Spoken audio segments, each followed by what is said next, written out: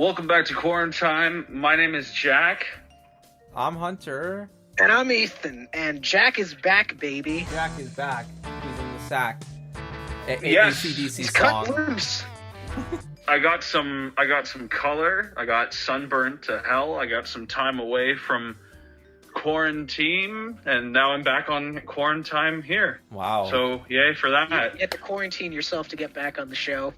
Yes, I did. I'm Yes, sorry, I did. man. That's the catch, I suppose. But we thank you for anyone who's out there listening. Today we're going to talk about what are we talking about? We're talking about the Batman Hunter, Arkham series Yeah. and The Last of Us Part 2. And whatever And- Ethan has. Yeah, whatever I have, because even I'm not entirely sure. Oh, okay. But yeah, so Let's start with Batman. yeah, so if people don't know, usually we'll take a movie and then a movie podcast, and the next one is like a short video game one or whatever. I don't know. Except we did like 3 movie podcasts in a row. Yeah, in a row.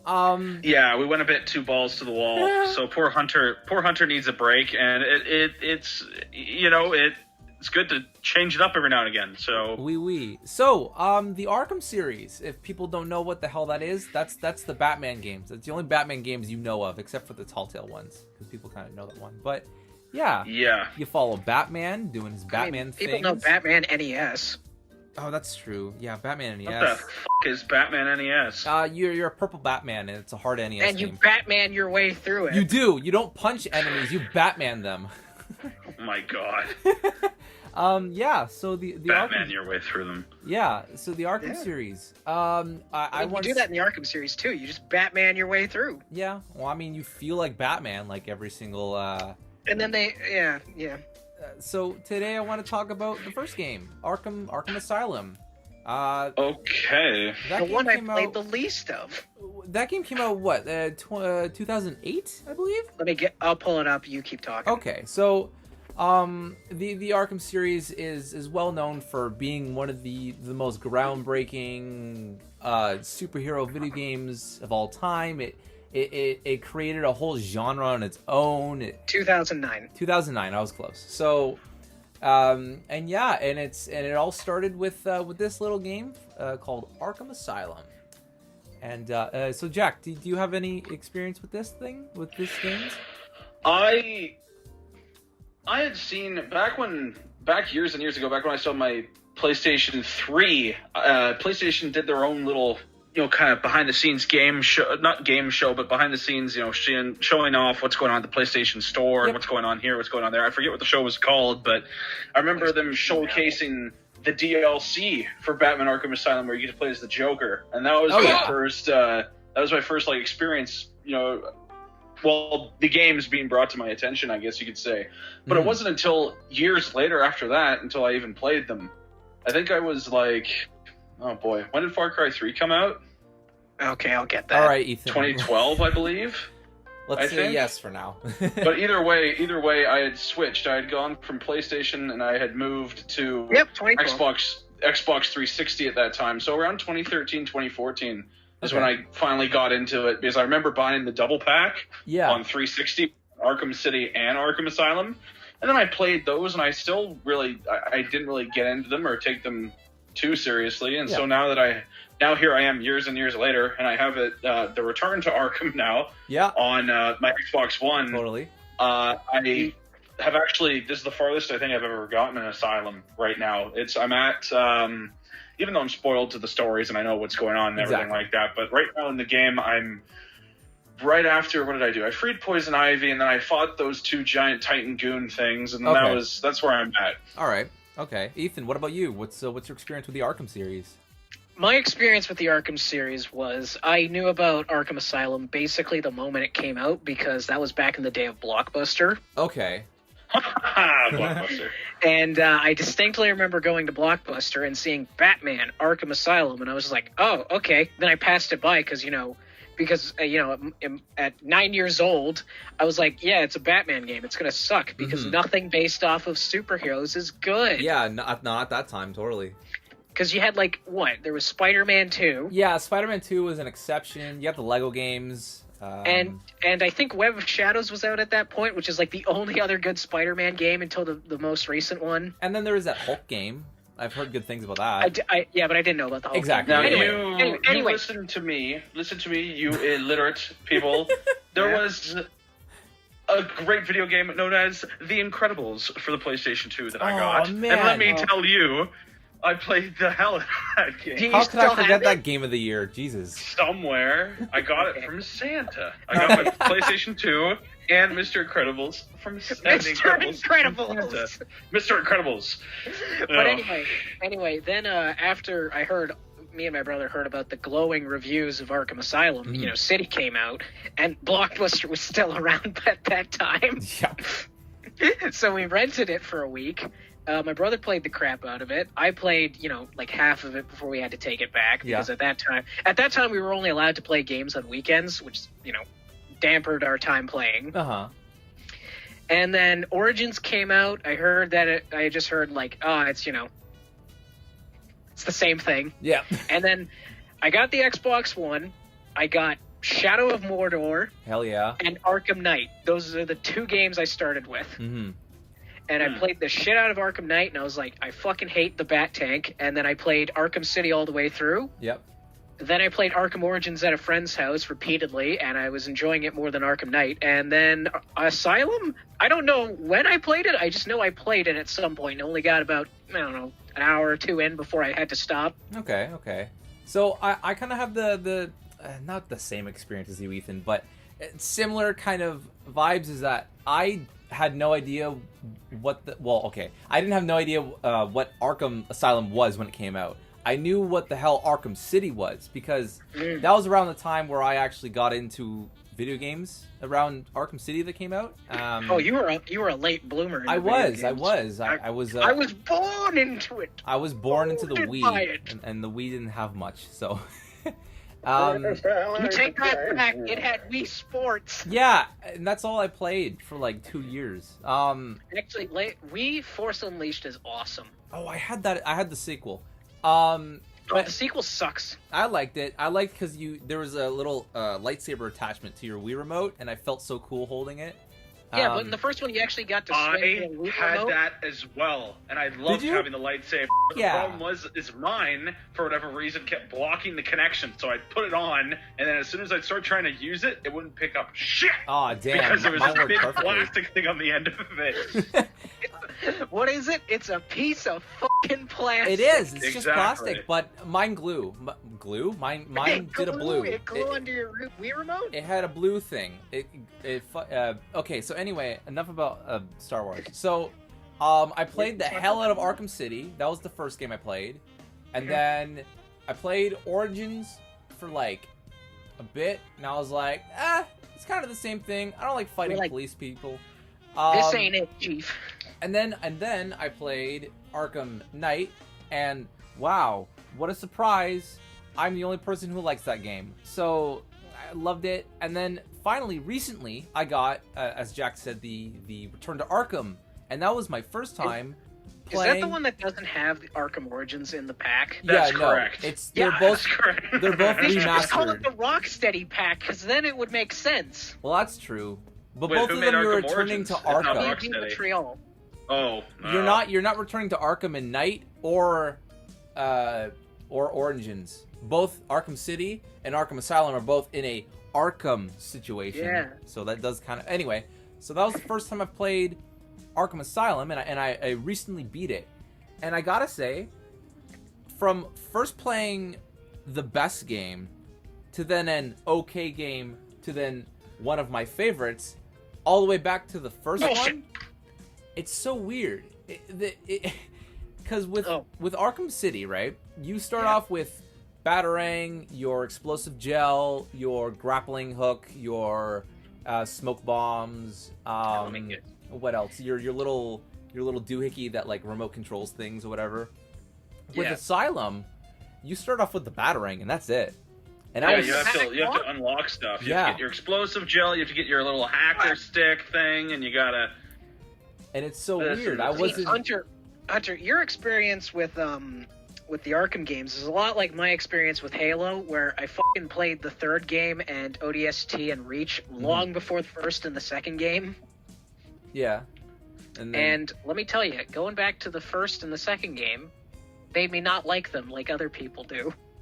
Yeah, I don't know. It's weird because with City, right? Like, we can all agree that City has like the best feel for Batman, the best control for Batman. Absolutely. It just it feels so free flowing, and it's fun, and there's like I like the best boss fights. It has the best boss fights so far, but I want to talk about the boss fights in this game. But with Arkham Asylum, it's very you can tell it's the first game because it's almost janky. It's almost janky, but it's like well crafted enough to the point where you can still have fun with it. Listen, I don't know if this is true, but I just remember there's an actual Batman Begins movie game. There is. Yeah, there is. And I've heard a lot of people describe it as like proto Arkham. Okay. And like its feeling, like it's janky as but you get that feeling like this is sort of what they did to make Arkham.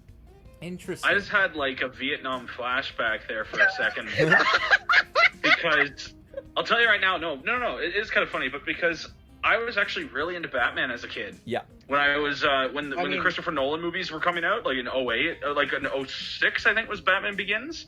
Because when Batman Begins came out in 2006, I think. Let me Google that real quick, actually. Dark Knight came out in 2008. I know that. Yeah, 2005 was Batman Begins. 2005. Okay, so in 2005 when Batman Begins came out, I remember I never went to the theater to see it because I was 6 years old at the time, I think. Yeah. No, I was 6 when that came out, Jack. You'd be 7 or 8. I was like 18 at that time, man. I was. Jack, oh wait, no, I was 7. I was 7 at the time. Yeah, Jack, you're 2 years old. I was 7. Yeah, I was 7. So I was 7 at the time, so I didn't really go and see it. But I remember my parents getting the DVD, and I saw the DVD when I was a kid, and Scarecrow 3 scared the crap out of me. But I was more interested in the ads before. And the ads before the DVD would show the video game. Okay, wait, sorry. You were more interested in the ads than the movie. I can relate to that. I like ads more than movies. I don't think sometimes. I've ever had that feeling once in my life. It's strange. I'll tell you that much. It's strange because I've had it more than once. But as a kid, when we popped in the DVD, when I watched it for the first time with my parents, the very beginning, just the advertisements, whatever was going through, it showed the advertisement for the game, and I thought, well, that looks kind of cool. Yeah. But more importantly, it had advertisement for the toy. And the new toy was the tumbler. Is that what it was called? Yeah. The tumbler. You get tumbler and you get Batman. You get the tumbler and and Batman action figure. And so I wasn't even into that movie, but I wanted that, man. I wanted that thing bad. And I remember it was weeks or months after, and I finally got one. And so I had the big tumbler, I had the Batman, and I would shoot out these. I think it shot out things. I don't know. It was a long time, but it was so janky. I remember the ads now on TV. Yeah, it was. They were like, it was like a janky kind of thing, and I broke it super easily. But to this day, I still have the Batman action figure somewhere. He pops up. He pops up every now and again, and he's in surprisingly pretty good shape. We talked about the boss fights for just I brought it up. Yeah, you brought it up. Boss fights. Yeah. And so again, I started off with City, who, let's be real, has the best boss fights. I mean, Mr. Freeze alone is better than everything else in the rest of the franchise. Oh my god, was Mr. Freeze amazing. Solomon Grundy was pretty fucking good. And then the final boss is I think, awesome. Oh, and the Ra's al Ghul fight's amazing too. Oh, honest to God, I thought Ra's al Ghul was the final boss. Yeah. Wait, no. You know? Wait, no. Clayface is the final boss. Yeah, Clayface was pretty awesome. Okay, yeah. I gotta remember how the this story went. So, but with Asylum, like 10 years. Asylum, its first boss is like, so there's Titan, and Titan is basically this like super mutant bullshit that's made from plant DNA and Bane's venom. Gulp juice. Yeah, gulp juice. And it's put into people, and they look like Bane, and then all you got to do is just throw a batarang at their face. They run into a wall 5 times or whatever, and then that's it. Wow, that's interesting. No. And then they do that like 5 or 6 more times. But there are 2 boss battles I want to bring up. Reusing boss fights! Oh, they're not bosses after like... They're like miniature bosses. Yeah. And I'll tell you one thing. The most recent thing is when you go rescue Poison Ivy or wherever, then Joker shows up and he feeds 2 of like his goons or whatever, the Titan, and they grow up into these gigantic Bane abominations, Yeah. but even worse than Bane because they got like their bones are sticking out and have grown way too big, and they're just disgusting looking. Yeah, they're disgusting looking things. Either way, Batman has to fight two of them. Yeah, and so as Batman, I'm doing the battering. I'm swaffer dunking out of the way, whatever, what have you. and I'll tell you right now, the instant when I got the icon to jump on one of their backs and then angle that one to fight the other one, mwah. Oh, that's pretty wonderful. good. Yeah. Oh, you know what? That just makes me think of Shadow of War when you jump on a troll's back. Oh, and just totally. Yeah. Oh my god. And you just have them run through a crowd of orcs. So, I want to talk about two boss fights specifically in the Arkham Asylum. Okay. In the Arkham Asylum. So, should I start off with my least favorite and then my most favorite? Yeah, let's go worse than best. Yeah, worse than best, yeah. My least favorite was Poison Ivy. And I have some Jack, did you No, I haven't fought. I freed her, and then I fought the Joker, the Titan Goons. I haven't actually fought her yet. Okay. So, it's weird. It's very weird how the boss goes. First of all, for me, I don't know if the game glitched for me, but it's only 2 phases. What? Yeah, isn't usually bosses like 3 phases? Usually, but sometimes they'll just be 2 if but the writers are lazy or whatever. It depends on what kind of, like, are we talking long phases or are they shorter phases? Well, they were 2 like medium phases, but it felt anticlimactic. Once I beat her again, I'm like, oh, that's it? There's no other phase? But basically what you do, I'm watching it right now. You like just fight people who she's kissed and made like their slaves or whatever, as she's stabbing the ground and putting roots on the ground, and that already is super janky. You can be like not even close to it and still get hit by it. Yeah. But then the second part happens where she gets so she's in a big flower at the moment, and she gets these weird tendrils. Oh, this sounds like Batman and Robin. Yeah, it kind of is like Batman and Robin. She gets this weird tendrils that shoot red balls at you. Hentai. And they like oh, I get it. So but no, I remember seeing those actually before the boss fight. As soon as she gets like empowered and frees or whatever, all over the open area there'll be these plants that spawn, so and then those they'll start things, shooting red things that are heat seeking because you, it's Batman. That's why. I gotta give it's Batman. I gotta give balls of red angry pollen. Yeah. Will then heat seek you out. I gotta give that credit because that technically warms you up to the boss fight, because those red balls is what she's shooting at you, so you already know the way there how to. Jackson Payne. Jack, you know what you do? What? You run up to it and then you press A. And then he just punches it and then it dies. Oh, okay. Yeah. All right. If you run up to it, you'll have enough time to just kill it. But Good anyway, it's just she shoots red balls at you and you throw batarangs at her until it ends, and that's it.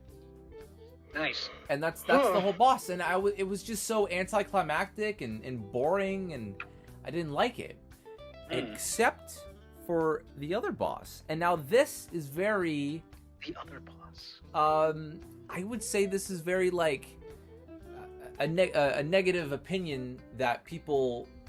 Wow, I don't know how to describe this. What the f*** am I doing? Unpopular opinion. That's the word I was trying to say. It's a very unpopular opinion, but I enjoyed the Killer Croc boss fight. Okay. I enjoyed the whole... Because they like, you know, they tell you this whole time, like, oh, Killer Croc's gonna eat you. You see him the first time, you're like, holy shit, it's not like your damn Lego... boy, he's thick. Yeah, it's not your Lego Batman Killer Croc. An annoying, scaly who jump scares you 2 or 3 times. But and he's even worse looking in Arkham Knight. Pretty awesome. Yeah, so like I think the whole idea, he's trying to get these plants to create an antidote for the whole bullshit, the Titan formula. He's trying to get these things. So right, yeah. He has to go into the sewers, but that's where Killer Croc is, and there are these like boards that are just floating, and you have to. It's kind of like remember in Arkham City where you're at Penguin's place and there's the ice, and if you can't run, it will break or whatever. Yeah. It's the same thing. You have to walk slowly, or else Killer Croc will just instantly know where the f*** you are. And okay. there are moments where he'll pop up, and all I have to do is throw a batarang at him. But some moments... Sounds and whatnot. You'll hear the music, and you hear him go, Sounds. I smell you, Batman! And you don't know where he's coming yet. Like, you'll turn around, he's not there, Jack, there. I know exactly what face you were making while doing that, too. I can smell you. Jack, of course you can. But I thought it was You're very... attracted to me, naturally. I thought it was a very, like...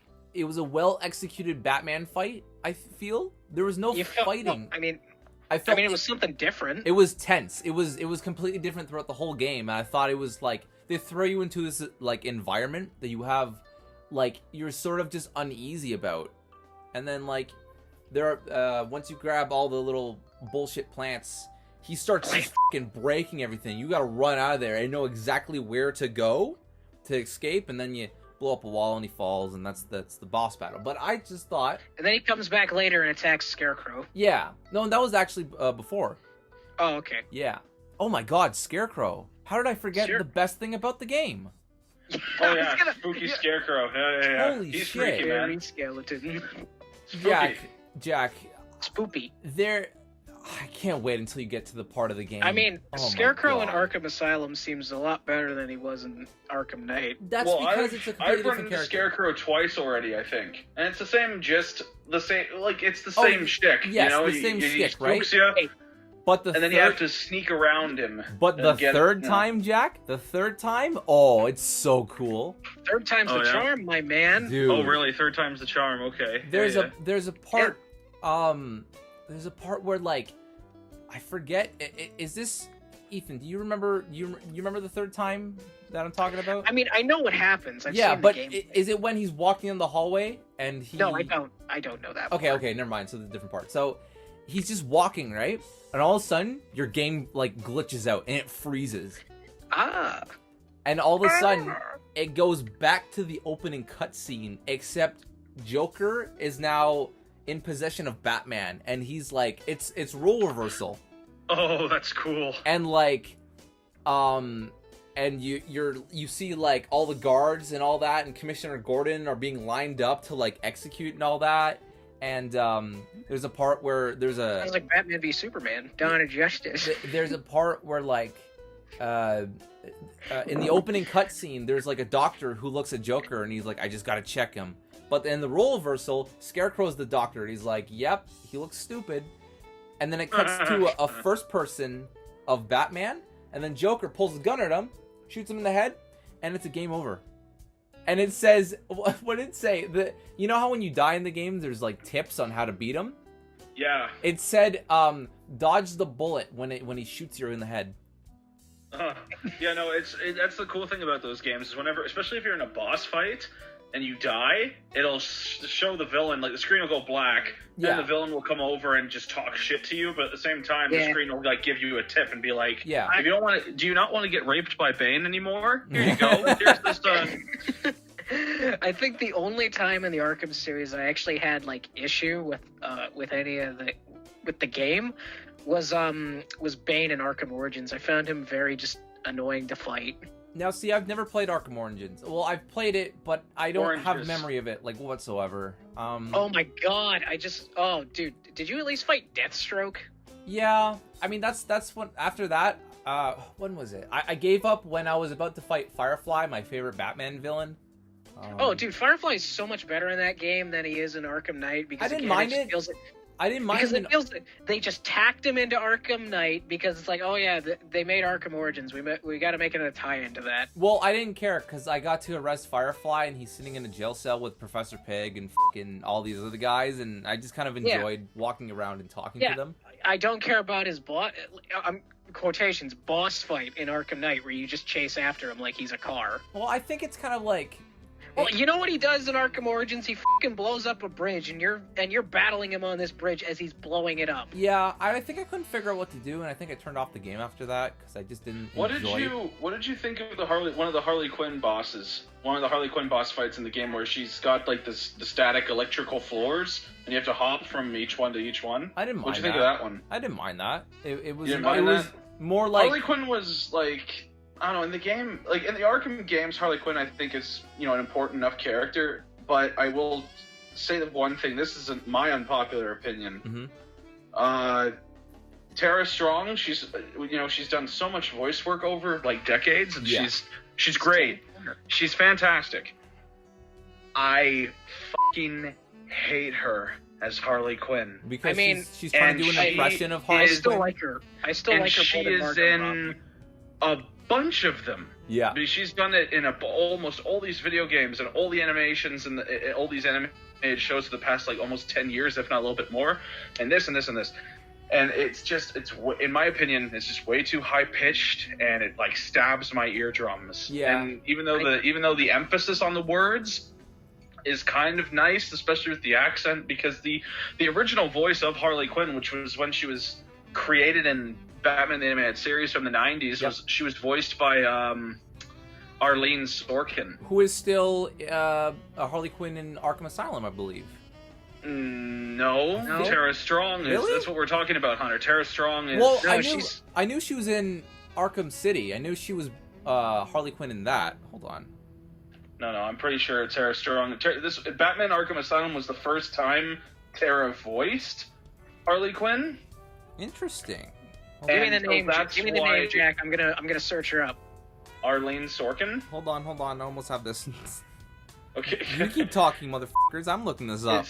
It's Arlene Sorkin, so it's ARLEEN SORKIN. Sorkin. Oh, I found it. Don't worry. Oh yeah, no, yep. She's in Arkham Asylum. She plays Harley Quinn. Yeah, she's. Oh, she is. Yeah. She is. Yeah. Oh wow. That's what I thought. It's Arkham City that she was swapped out of. I knew it. Yeah. Wow. Okay. Well, yeah. No, because she was getting old, right? Yeah. So. Yeah. The last thing she's done so far was the DC Universe Online game. Oh, rip that game. In 2012. God damn. Did any of you play that game?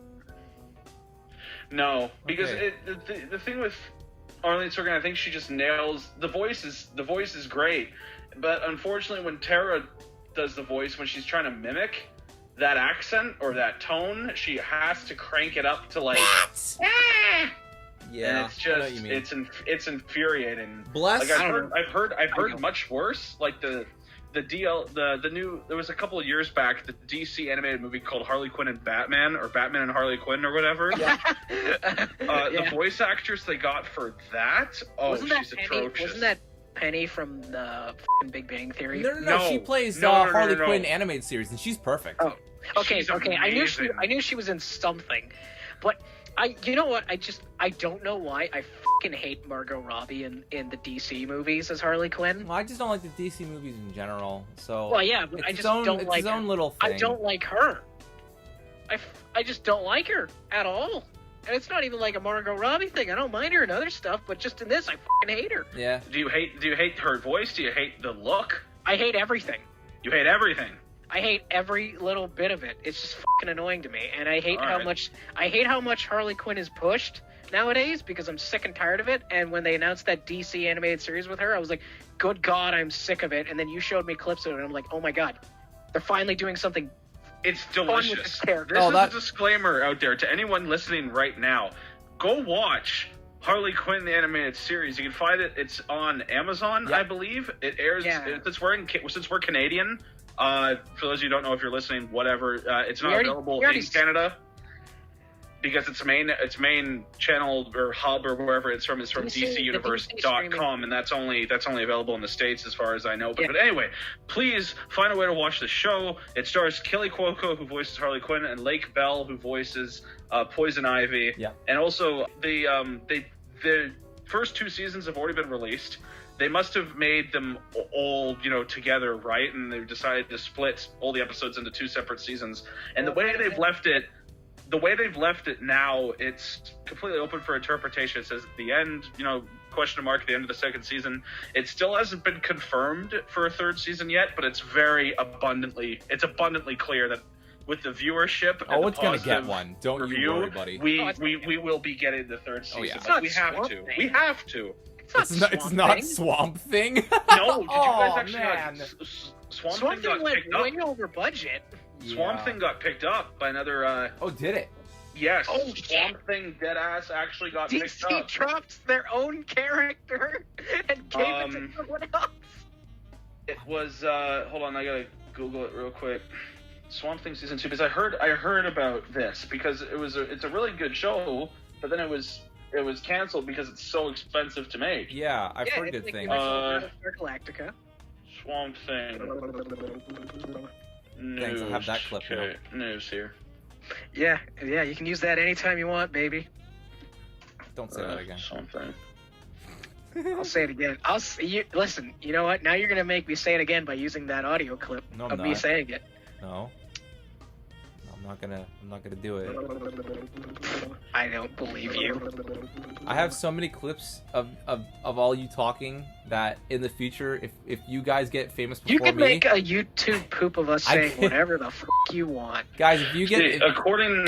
Here it is. Sorry, I'm still on this. According to the Hollywood Reporter, which I don't even know if it's that reliable, honestly, but according to this, it's... It says that the Swamp Thing was canceled at DC Universe, but they say it's coming to the CW. Oh, so God, CW no. picked it up. All right, which is awful. Which is awful. The only thing good about the CW is that I get to laugh at it. And Kevin Conroy was pretty good in that one episode he was in.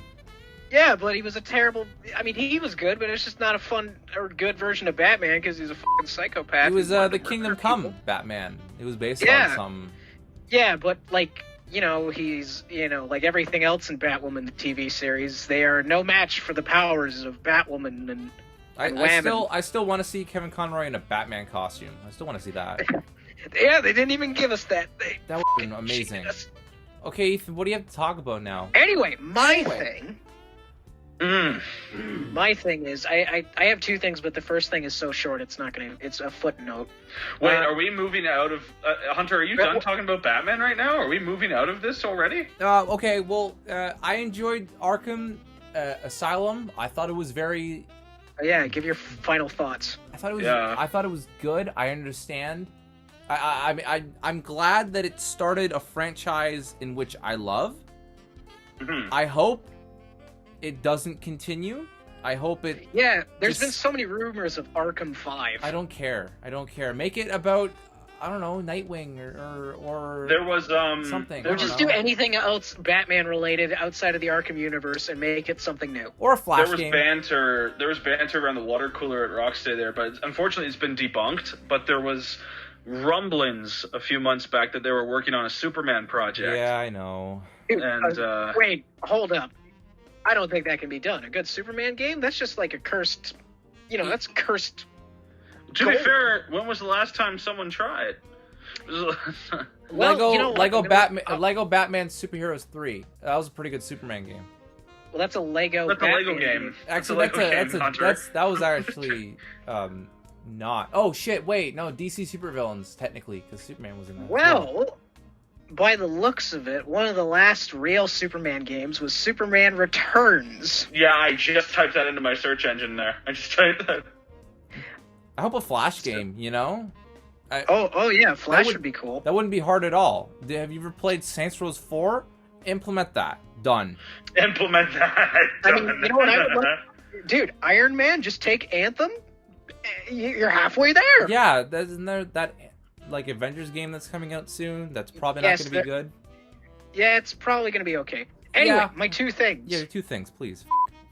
Okay, so number one, Halo Infinite's reveal is about to happen, and I am super fucking hyped about that. Yeah, they just released the what was it? It's already been revealed. We've known it's been coming for like 2 years now. Yeah, but the box art got released today. This is like gameplay reveal, Jack. This isn't just it's gameplay. Oh, finally. Good lord. Good. Yeah, I know. Good. Okay. So I'm really excited. We're going back to they've fucking listened. 343 listened to the fan outcry of the new designs aren't as good as the old ones, and they went back to the old designs. Yeah, he's more green now. They confirmed the Banished from Halo Wars 2 are going to be in this game. That's cool. I mean, the Banished are essentially just the Covenant, but like a fraction of the Covenant that split off years ago. And, the box art was revealed, and it's, the same old shit of Halo box art of Master Chief in the center. Yep, and some shit in the back, the ring in the back, Halo on the... We're finally going to a fucking Halo ring again. It's only been 13 years since we've been on one. Halo 3, right? No? Yep. Yeah, okay. We were on a Halo ring in Halo Wars 2, but that's an RTS, so I'm not going to count that. Yeah, an RTS. Stupid RTS. Well, you're not on it. I'm not? No, you're not, because you're controlling the people who are on it. No, I'm on Earth. You fool. I think that was my worst joke so far. Anyway, the other thing I was going to talk about is it's this little game that came out. Maybe you saw the ads for it. It's called Valorant. Oh, everyone is talking this game up. I haven't even seen gameplay. Apparently, it's like an Overwatch CS:GO hybrid. Like, what the hell? What is it? It's Overwatch CS:GO hybrid. That is the best way to describe it. Okay. So so it's like CS:GO in the sense of like, you have the attackers, the defenders, the bomb, the sites where they have to plant, and it's one life, 13 rounds to win. It's like, and you have to buy the guns each round, and you got to buy your armor, and you also have to buy your abilities. So this is where the Overwatch side of things comes in. Before the match starts, you pick your character, and obviously you all can't play the same character. Mm-hmm. And each character, they got 3 abilities and an ultimate. So each character is E, which is like their just standard ability. They get that for free. And then their C and Q are the ones they have to buy. So for example, I guess the healing girl would be the best one. Sage, her E is she can either heal a teammate or heal herself, and that one comes back with time. And then her Q is she throws out a little orb that when it lands, it makes a slow field, and then her C is making a wall. Sorry, for anyone who doesn't play computer games, he's talking about the keyboards, like Q, the Q on the key. Okay, keep going now. Yeah. Yeah. It's like what is he queuing? What? and then each character, has their ultimate, and the way you get your ultimate is you get a point for every time you get a kill, and I think you get a point for every time if you survive a round. I honest to God forgot if that's how it works. Anyway, you need to get 6 or 7 points depending on your character, and then you get your ultimate, and her ultimate is just to revive a teammate, essentially. Okay.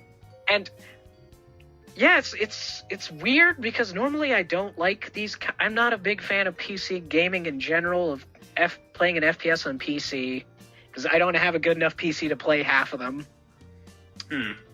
And yeah, and normally I'm just not a fan of like CS:GO types games, where it's just like, like that. Yeah, totally. But do you know anything about CS:GO, Hunter? I know about Minecraft. Is that close enough? No, it is not close enough. Then no, not at all. CS:GO is...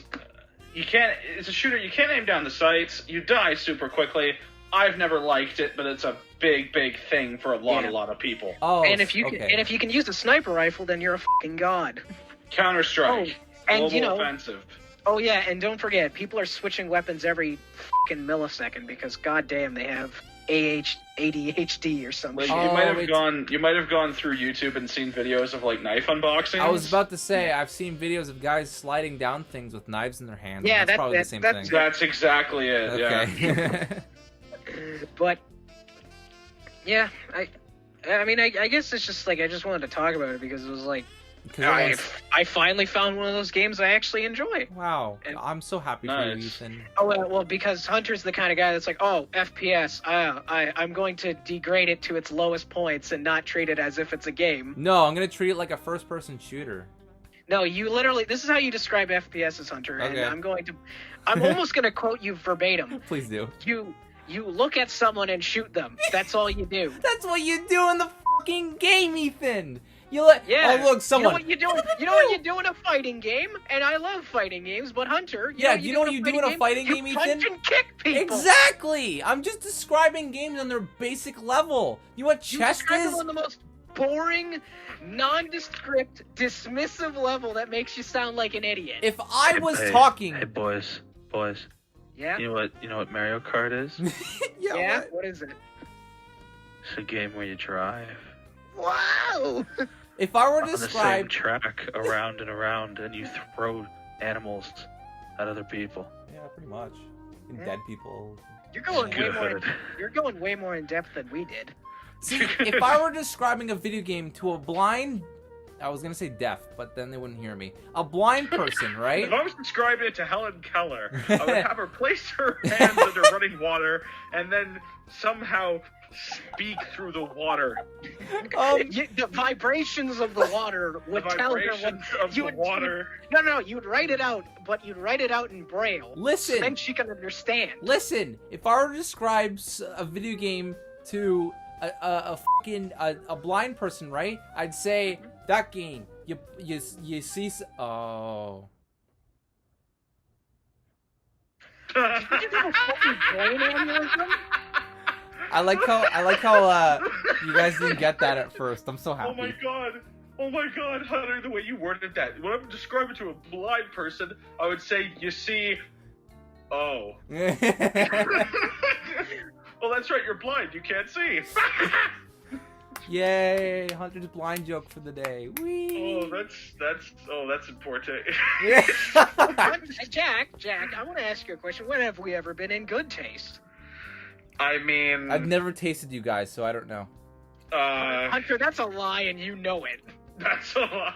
I hope it's a lie. So, Jack, you beat The Last of Us Part 2, right? Okay, so for those of you who watched QuarinTime Episode 3, where we discussed The Last of Us Part 2, consider this The Last of Us Part 2, Part 2. Yeah. Well, I believe it was Episode 2, was it not? Or what was Episode 2? Uh-oh. Oh, we don't know our own continuity. Oh, no. Oh, God. Yes. It's the second episode. Episode 2. You're right, Jack. Yes, so Episode 2 of QuarinTime, entitled... Shanty? Crash and Last of Us Part... Shantae. Okay, whatever. That's exactly how much I care about it. I don't give a Shantae about it. That's what my grandmother said when she saw it. She's like, Shanty? Shanty. Okay, so we are gonna... Oh, okay. We're gonna talk about... I purchased... I'm the only one out of the three of us with a PlayStation 4, and I also am the only one who purchased and played and completed The Last of Us Part 2. Whoa. You're saying of the only person that owns a PlayStation 4, you're the only one that was able to purchase and beat a PlayStation 4 exclusive? Yeah, Jack, that was pretty dumb to say. Yeah, I'm going to put a minus point on it now. You're at 16. Brilliant. Fantastic. He's got his fucking notepad. I have, yeah, you can hear me flipping the pages, can you? Yeah. It's not pretty. Well, actually, for the most part, it's decent. But right now, in case for anyone who's listening who's been living under a rock, or The Last of Us Part 2 came out, I think, just a little over a month ago now. And since it's come out, and even before it's come out, there's been a bunch of drama about this certain video game regarding the script being leaked, and a lot of people being very unhappy with what the people had written. Well, don't forget, just certain things about the workforce not being treated well. We talked about that in episode 2. You can watch that, but go on. Next. Okay, so for those of you who don't know, we did talk about The Last of Us Part 2 and what I thought of it whilst I was playing it at the time, because I hadn't beaten it back then. Mm-hmm. And so now this is a bit later. Now I've beaten the game, and I've actually taken a few notes, and I can talk about things I haven't before. So before we get into it, I just wanted to talk about just a couple of facts of the game before we even talk about the game itself. So, believe it or not, according to what is it? Oh wait, no, the budget for the game. So, the budget for The Last of Us Part 2 for AAA games, according to Screen Rant, for AAA games, usually the budget is anywhere. It's a really big zone, but bear with it. It's from 20 million as high as 100 million. Okay. And people, judging by the budget of the first game, which I do not have right now, people are assuming that it was at least $100 million to produce at this point. In 2013, that's a lot. And no, right now, like The Last of Us Part 2. Oh, I thought you said the first game. No. The first game, I don't know. But in either way, the duration of the game, if you're to play it if you were to pick it up and play it and you want to try to find as much supplies as you can to survive and craft and upgrade. I'm going to go with 24 hours. It's between 25 to 30 hours. Jesus. Damn story. Okay. Which is twice the length of the first Last of Us game. Yeah, because there's 2 different campaigns. To be fair, you could beat it within 20 hours roughly, or maybe just under, but if you're a person who actually wants to, play the game and explore and unlock stuff, you're going to want to play it. If you want to play the game, then it will take longer, but if you don't want to, it'll take shorter. Exactly. And also, this shocked me, this fact that I was reading about this. So, obviously, The Last of Us Part 2, the script, did the entire script leak, or just a part of the script leak? Well, what really happened with the leaks is that some of, if I'm remembering correctly, it was mostly just cutscenes and footage that was leaked. Oh, actual footage was leaked. I thought it was just the script. Like I distinctly remember the Joel death scene was like the big one that got leaked. Oh, wow, I didn't even know that that's was leaked. upsetting. But that was a bit awkward. But then Sony made some very illegal claims, to say the least. Mm. Let's just say they abused copyright. So, despite this fuckery of going on and fans being upset and the leaks and everything, sales were mind-blowing. So the opening weekend, get this shit right now, okay? The opening weekend, so the first 3 days it was released, Sony reportedly sold more than 4 million copies of the game within 3 days, which became the highest-selling PlayStation 4 exclusive game that they've ever made. Oh, God. And this means it beat Spider-Man opening weekend. Hey, Jack, you want to know something funny? What? In the UK, its sales dropped by 80% in the coming weeks. Exactly. Yeah. I was gonna mention that. You get to the fact that it's been dropping off the fucking map after the opening week. It is. I think it was just because because I remember when the leaks came out, everyone was just like, "I'm not buying this fucking game, piece of shit," right? But it came out when quarantine. Nothing hit. else was happening. Exactly. Nothing's out. So okay, you know what? Let's just say that too. An important factor in this is no one's doing anything. Everyone's at home, so of course they're gonna fucking buy the new PlayStation exclusive. They got nothing better to do. Yeah, exactly. So go on, Jack. Record-breaking sales should be expected. Mm-hmm. Yes. So either way, that is it sold 4 million or just over, which is 700,000 more units than the second holder, which was Spider-Man, and then the holder before Spider-Man was God of War. Yep. So those were the top 3, and so it's pretty mind-blowing for... Yeah, exactly. It's pretty mind-blowing for a game that was receiving so much skepticism and hatred. I mean, there are a lot of people that just sort of bought it to see what would actually happen. Before...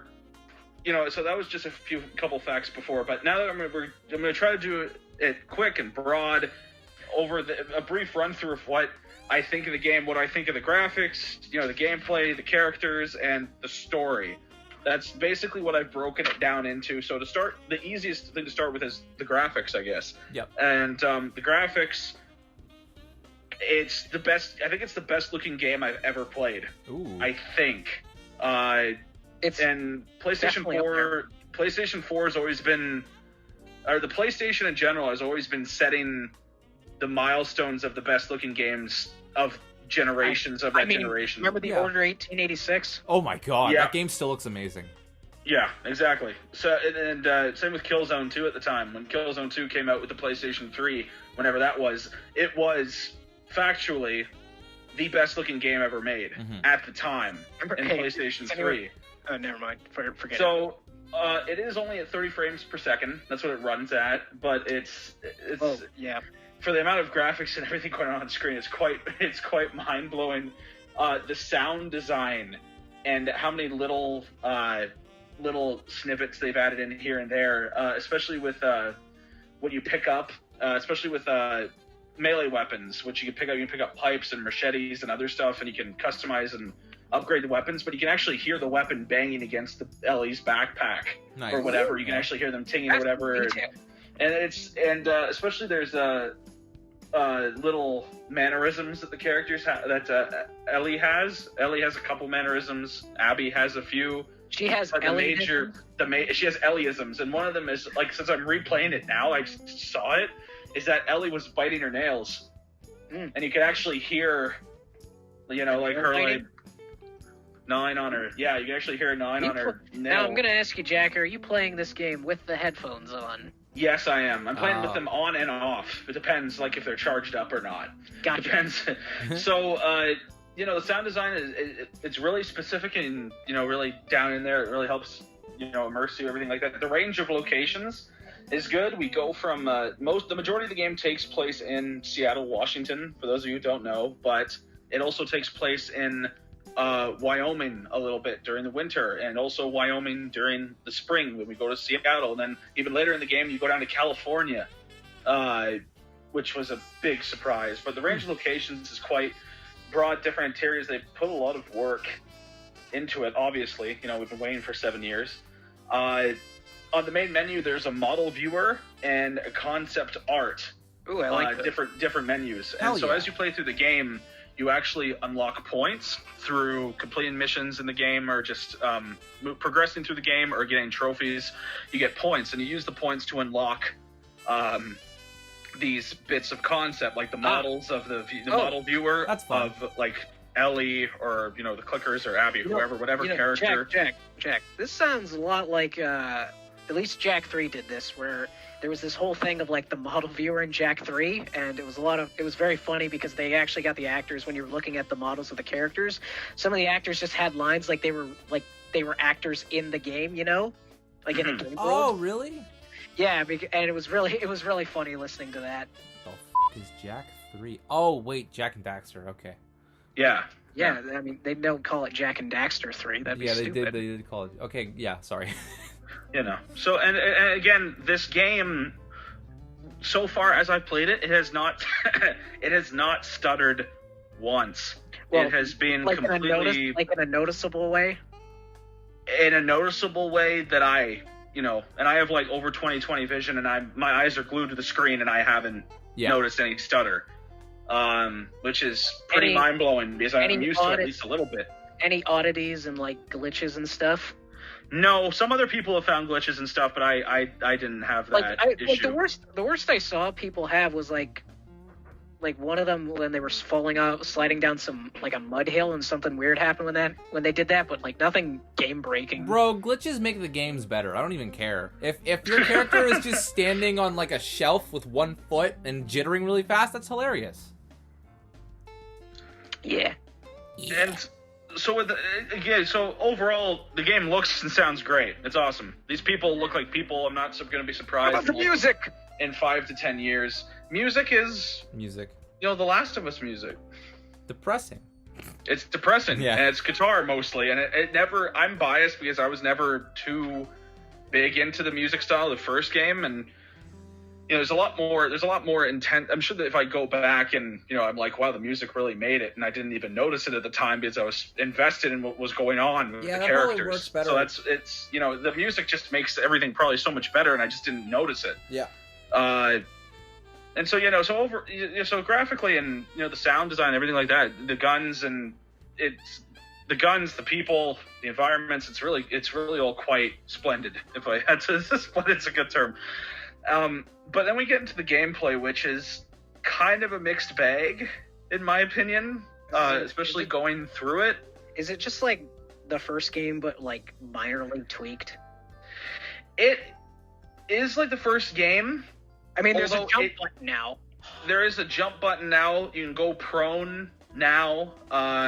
It's definitely. I wrote down fluid combat here, but you're also able to craft different things too. I can't remember in the first game if you were able to craft incendiary rounds. You might have been able to. Like, listen, the only thing about the first game I remember about the crafting was a shiv and medkits. Oh yeah, okay. And when it comes to the when it comes to crafting, it's definitely changed a lot. You get a lot more options. Like, you can, especially with Ellie in particular. At this point, if you don't know, in The Last of Us Part 2, you play as 2 different characters. You play as Ellie, and you play as Abby. And you play as Ellie for the first 12 hours of the game, and you play as Abby for the last 12 hours of the game. And then there's a part afterwards. There's a part afterwards, but we'll get into that in a second. So, each of them have, different weapons. Like Ellie, I believe, has a bow and arrow, shotgun, sniper, revolver, and a pistol, right? And she can also craft, mines and smoke bombs and Molotovs. And then you have Abby, who is very different. Abby has, well, not super different, but she has different stuff. Like, she has a crossbow, which I think is much better than the bow and arrow, but I suck at aiming, so it's up to those people. It's up to you. It's up to the, person behind the controller, I guess. So she has an assault rifle, a handgun, a hunting pistol, and she can craft, what is it she can craft? She can't craft Molotovs. She can craft pipe bombs. How can you not craft a Molotov? It's like the easiest thing in the world. You can, but she doesn't like to. It's just a different. I don't know. It's what they put in the game. Listen. Molotov should just be always. It's the easiest thing in the world. Alcohol, cloth, lighter. Yeah, it's kind of strange that she can't craft it. Ethan? What? What if you're stupid? What if? Okay. Okay. All right. What if you're stupid? We can't hear you, Hunter. What if you're stupid? What if I think after surviving... That's a whole level of stupid. If you can make a pipe bomb and not a Molotov, I don't... that's what I'm saying. What if you're just that stupid? Hunter, in what situation do you think anyone would not know how to make a Molotov cocktail? If you're 3 years old. Okay, are we talking about 3-year-olds? We're talking about fully grown women here. No, we're not. We're just talking about in general, to be honest. No, you've changed the subject now. No, you changed the subject. We're talking about The Last of Us. Yeah. Why are we talking about Molotov cocktails, Ethan? Huh? Point one, Hunter. Okay, keep going, Jack. No, you didn't get a point. You didn't get a point. You just fucking said stuff and then declared yourself the winner. But you know what I did, Ethan? What? I edited this out. Keep going, Jack. So they play differently. They have different weaponry, they have different crafting abilities, and they have different skills, which you can pick up from. You have to unlock skill trees through obtaining training manuals. Now, in the previous Last of Us game, if you found a training manual, it just gave you a default boost. It's like, oh, medkits heal this much more, and oh, this... But in Last of Us Part 2, training manuals open up new skill trees. Okay. So, if you miss a book, you're fucked. It's hard to miss a book, but if you miss a book, you're missing out on like a whole new batch of skills, and depending on the playstyle from each different, character. Ellie is more stealth-oriented. You want her to be crafty, and, you learn how to, depending on what skills you choose from hers, you can craft more items from fewer materials, or, you'll be able to, just think, it's, Yeah. I'm just stumbling on my words tonight. It's not good. Got it. She's the stealthy one. She's the sneaky, stealthy one. Abby is the complete opposite. She's a fucking brick. She has health boosts. She is heavily combat oriented with a thing called, I believe, one of the unlocks. The unlocks is called momentum, where if you unlock it, you start progressing through that specific skill that you want her to. She kills one person with hand-to-hand, or one infected hand-to-hand, or with a weapon.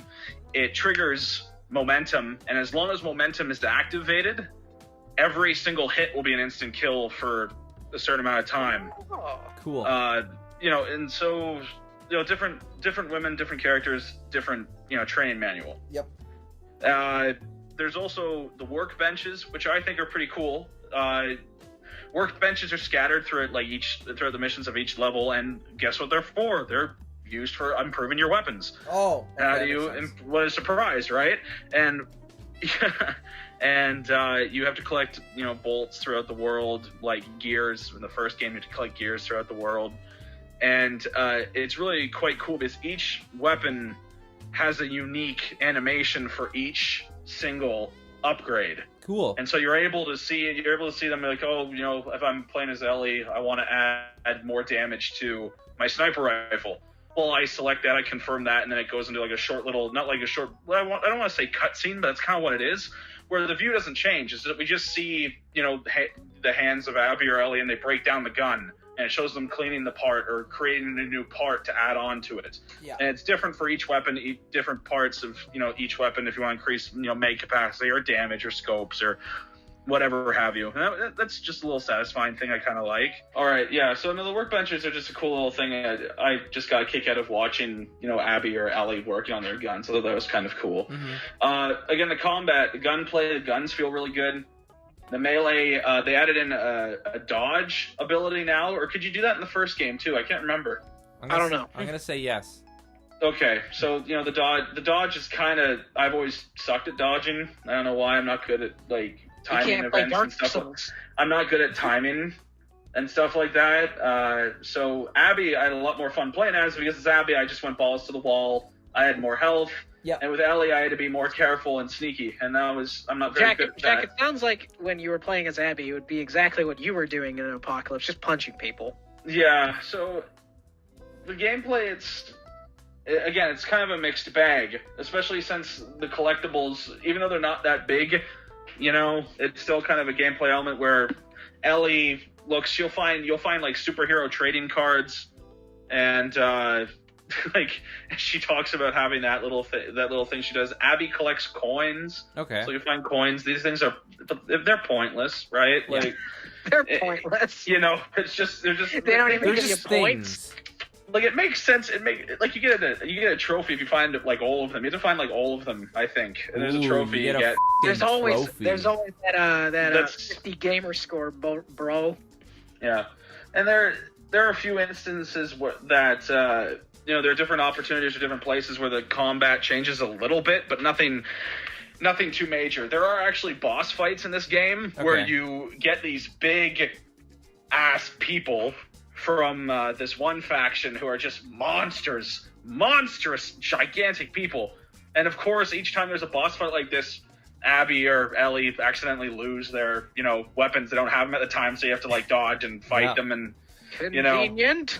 There's only one, very convenient, very convenient. There's only one infected boss battle.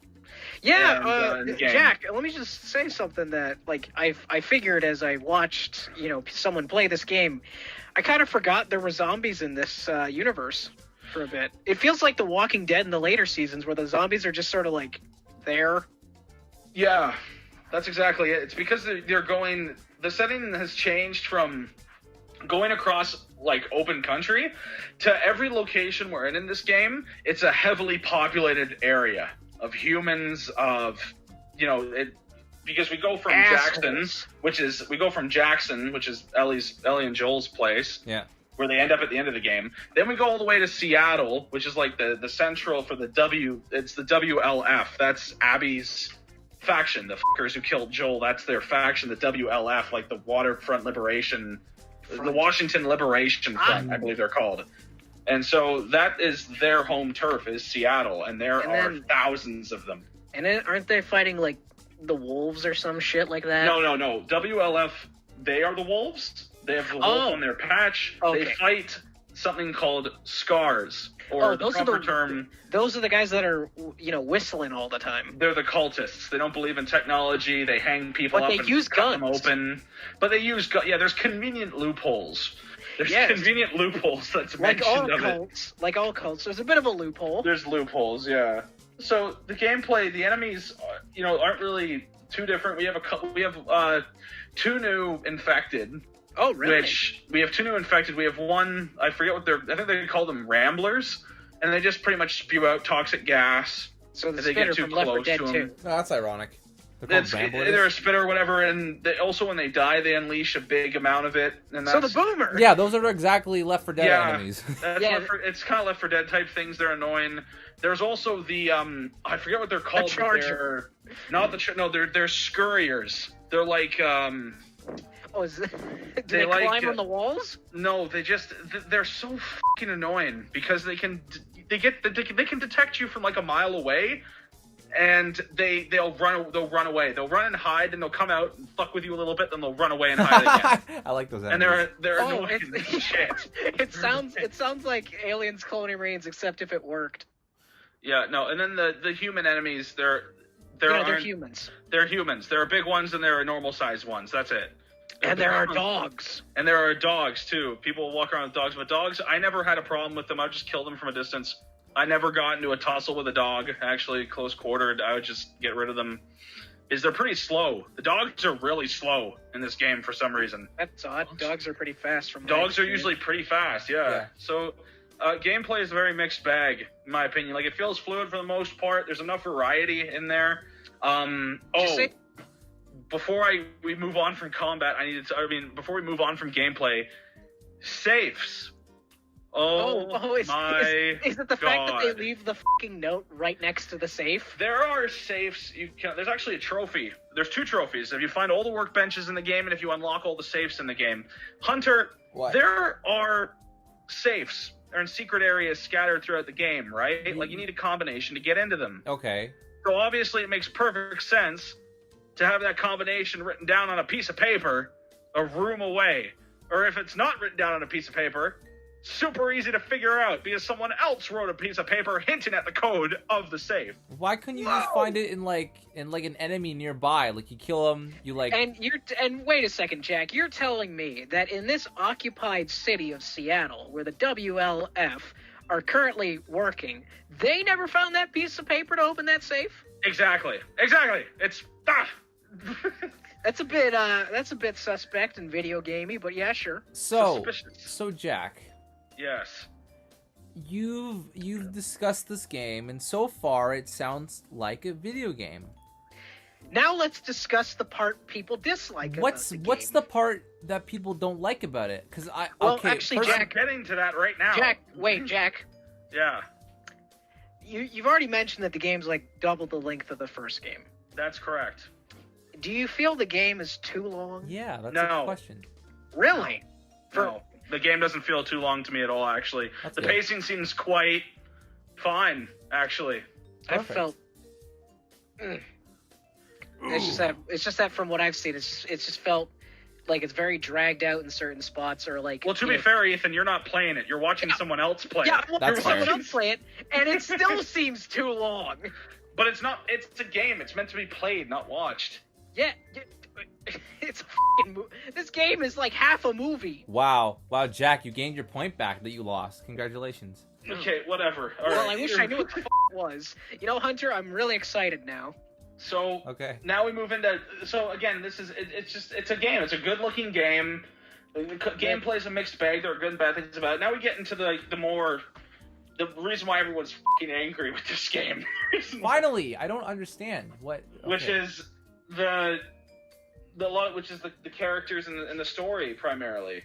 Yeah. So, fun little fact. These are just little tidbits about the characters before we get into the meat potato. So, Ellie, who's our one protagonist, she's played by Ashley Johnson, who's had a huge career in voice acting, in live action stuff, in games and animated shows. Like from Teen Titans, she voiced Tara. From Recess, she voiced Gretchen. Oh wow! She was even on Growing Pains back in the 90s with Leonardo DiCaprio when she was a kid. She worked with Leonardo DiCaprio, and she voiced Gwen from Ben 10, Alien Force, or whatever. And she's done a lot of stuff. And she was even in some people might have caught this at the end of the Avengers from 2012. The scene when they're in a diner, they're all eating shawarma. I don't know if you've ever. Yes, I've seen it. She's the waitress in the diner cleaning up the rubble. That's funny. What a cameo. Yeah, and Ellie, the model of Ellie, even though there was a lot of controversy when the first game came out because everyone kept saying she looked like Ellen Page. She does look like character. Ellen Page. And yeah, exactly. And Ellen Page came forward, basically said, I don't appreciate you guys using my likeness because I just did a game for you fucking Sony people, and I was the star of it. So why are you still using my likeness? She did Beyond Two Souls. Yeah. Oh. So it's like, I just did a game for you people. Why are you still using my likeness for something I'm not involved in? And to their credit, they have made Ellie look a bit more. I don't know. Ellie. Usually people have character models, but Ellie doesn't because she was once based off of another person, or she looked like Ellen Page. Then they had to change her, so now she doesn't look like Ellen Page, but she doesn't quite look like the actress who plays her. Actually, it's weird. Ellie's not based off of. Ellie's like a whole artificial humanoid. She's not based on anybody really. These artificial human in a video sounds game. like for gaming for models or whatever, right? They they use an actor. It sounds like an actor for their face. Yeah, I mean, Joel is nothing like Troy Baker. Yeah, exactly. It's And like they the also- opposite of Shadow of Mordor, where what was his name? Talion, like switches It's models Troy Baker. from 1 to 2. Yeah, but he looks more like Troy Baker in the sequel than the first game. Yeah, he does. Yeah, so it's like the same thing. It's just reversed. I don't know. And Who see, the guy- and so Ashley Johnson does the voice acting and the motion capture, obviously, for Ellie. Okay. Now, our second protagonist, Abby. Yes. So Ellie is 19. Abby is in her early 20s. It's not specified how old she exactly is. But Abby, it took 3 real-life people to create this character to get to what we wanted her to look like. what Okay. Neil Druckmann wanted. We have the actress, who's Laura Bailey, who does the voice and the motion capture for her. And Laura Bailey has voiced and done a bunch of work. She's voiced. She's in everything. She's voiced Catwoman in Batman Arkham games. She's Oh, voiced she's her, She okay. voices Black Widow in the new Marvel game that's coming out. She Listen, voices, if you've played or watched any anime and dub, you've heard Laura She's Bailey. the at some female. point. Yeah, yeah. She's like, she's like the female equivalent to Troy Baker and Nolan North. Exactly. She's just in 100%. everything. Yeah, exactly. And she also did Mary Jane Watson in the Spider-Man game, which I didn't know about. But How did you not know her voice? Is because the I never same in played the everything. Spider-Man. I never played the Spider-Man game long enough to meet MJ. That's why. So Laura Bailey is the voice actor motion capture. Here's where it gets kind of messy.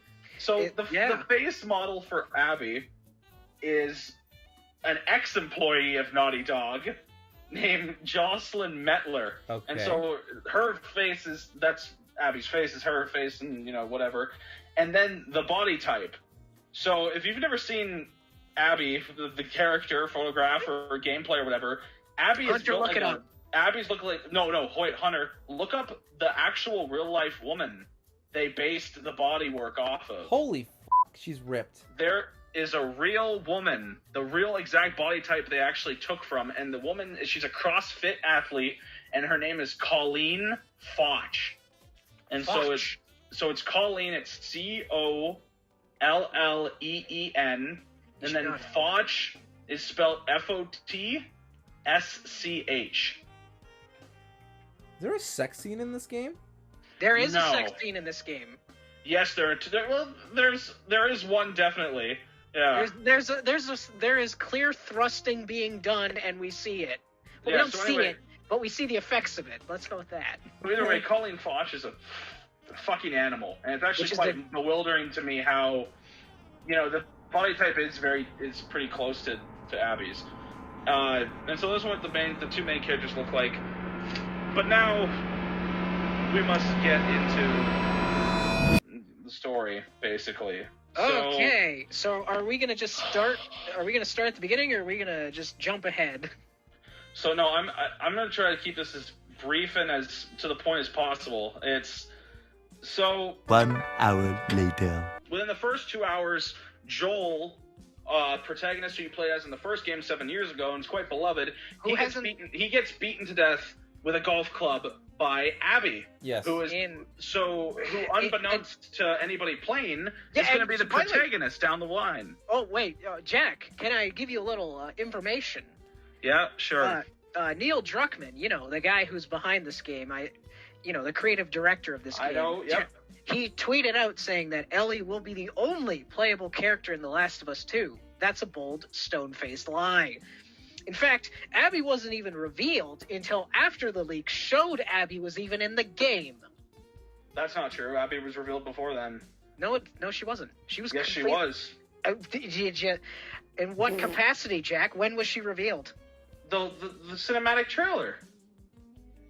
What cinema? Wait, which one? There was. Get your facts straight, little man. No, Okay, you know what? Mr. Xbox.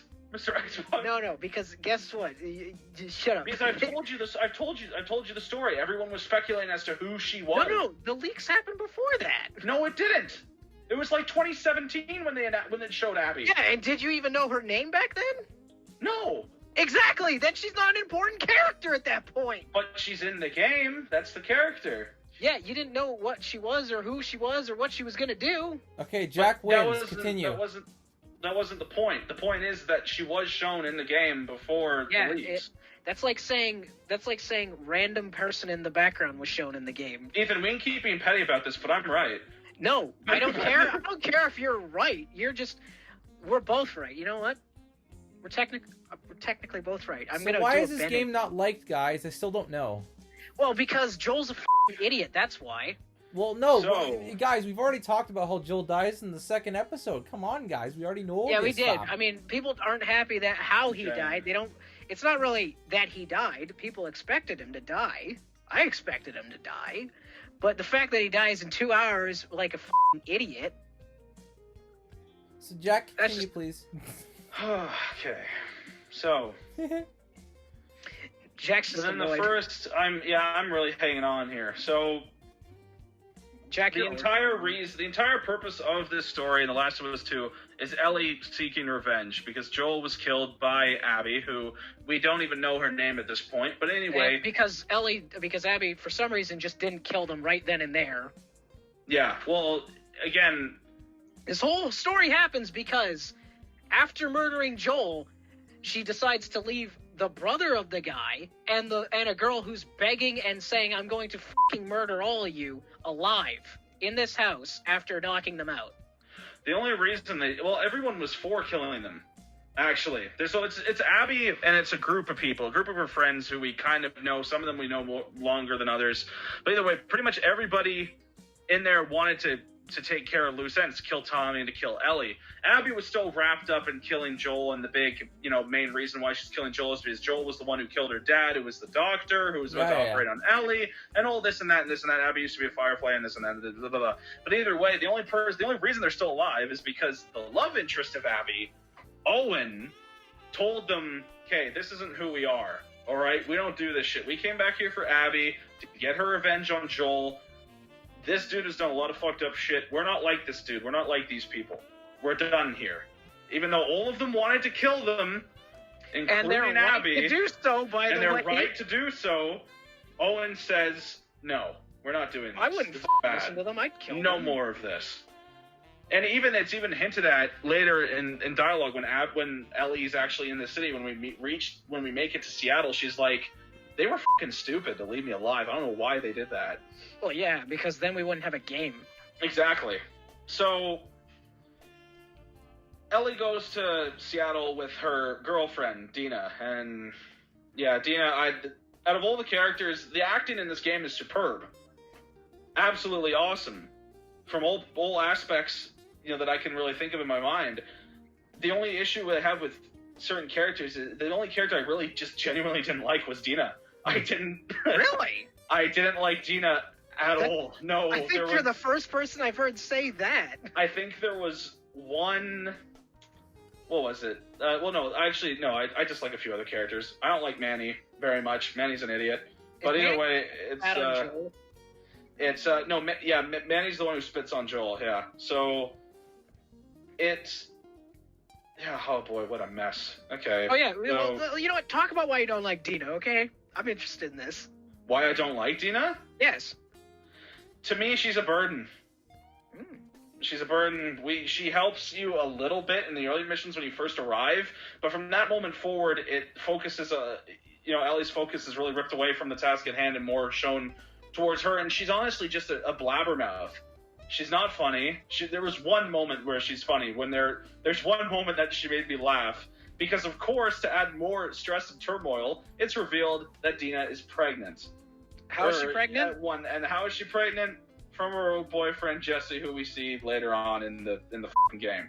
But the only funny thing that she ever said that made me chuckle was when she confesses to Ellie. She's like, "Yeah, hi, I'm pregnant," and Ellie, the look of dread on Ellie's face, and then she says, "Don't worry, it's not yours."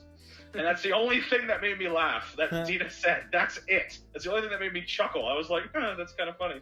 The rest of the time, I wasn't for her much at all. And so, but like we said much earlier, this game is split into two parts. We have Abby and we have Ellie. The first 12 hours is Ellie, the last 12 hours is Abby, and then we play as Ellie in the epilogue. What do you do in the Ellie campaign? The Ellie campaign is you trying to hunt down and kill Abby and all those responsible, or all of her friends. Uh-huh. So... And do you kill all of her friends? You do. You Okay. kill all of her friends. I didn't know if there was some that you didn't kill then in there. No, to my knowledge, you kill all of her friends, pretty Including much. the pregnant lady, which I know Including for the pregnant lady, yeah. which I know for a fact was like, okay. I remember when I heard it's like, oh, Ellie kills a pregnant lady. I'm like, oh, that's pretty dark. That's pretty crazy. And then, you know, it's later revealed she's just like, yeah, I want to come into the war zone with you guys. I'm very visibly pregnant, but don't worry, I can fight. So with the last 12 hours, the way that the first Last of Us game would separate like separate their acts would be the seasons. So like, oh, it's winter, Yep. fall, whatever. In this game, Cool. It says Seattle Day 1, Seattle Day 2, and Seattle Day 3. And so when we play as Ellie, trying to find the people, trying to find Abby and killing everybody throughout these missions, that's how it cuts. It's Day 1, Day 2, Day 3. And then at the end of that third day, Abby shows up and finds their like little safe house. They've been staying in this abandoned theater in Seattle as their little home base. So she shows up, kicks the shit out of Tommy on the ground or whatever, shoots Jesse in the face and kills him. Like it was nothing. Like it was nothing. And she's screaming at Ellie to drop her gun, whatever. And she's freaking out on her, and she says, you killed all my friends. We let you live, and you're stupid enough. You still came after us. We let you live, and you wasted it. And then, I don't think Ellie's the stupid one here, because in all honesty, Ellie's done a lot more. What was it? And then it cuts, and then we start. Then we have a flashback with Abby with her dad, but whatever about that. But the point is that we then control Abby, and we're controlling Abby for the next 3 days. So those same 3 days that Ellie was in Washington, that she arrived, we're now going through that, but as Abby instead. Okay. So with all of her story arc and what's going on with her. So at this point, when we switch over to Abby, a lot of people are unanimously pissed off. Like, this bitch killed Joel. Mm-hmm. We cut off at this super intense moment where she's pointing a gun at Ellie, and then it cuts. She just killed Jesse. She just killed Jesse. She beat the shit out of Tommy. Yeah, exactly. So no one's happy with fucking She-Hulk at all. So it's no one's happy with her at all. And so now Naughty Dog decided that, hey, you're gonna play as this woman that you hate, which a lot of people fucking hated. I can't remember a game where that has ever been done. Is where they make you play as someone who killed an iconic character you loved. I can think of movies that do that. Oh, definitely, but not a game. That's why I'm kind of like. I mean, I you know what, Jack? I will give them the props for being like, hey, you're gonna get to play as the character that killed your beloved character. What I'm not a fan of is how hard they try to make her a good person. Oh no, that's the one thing that hits the. I know that's the point. What is it? The nail on the head is the major lesson at the end of this game, is that the world is gray.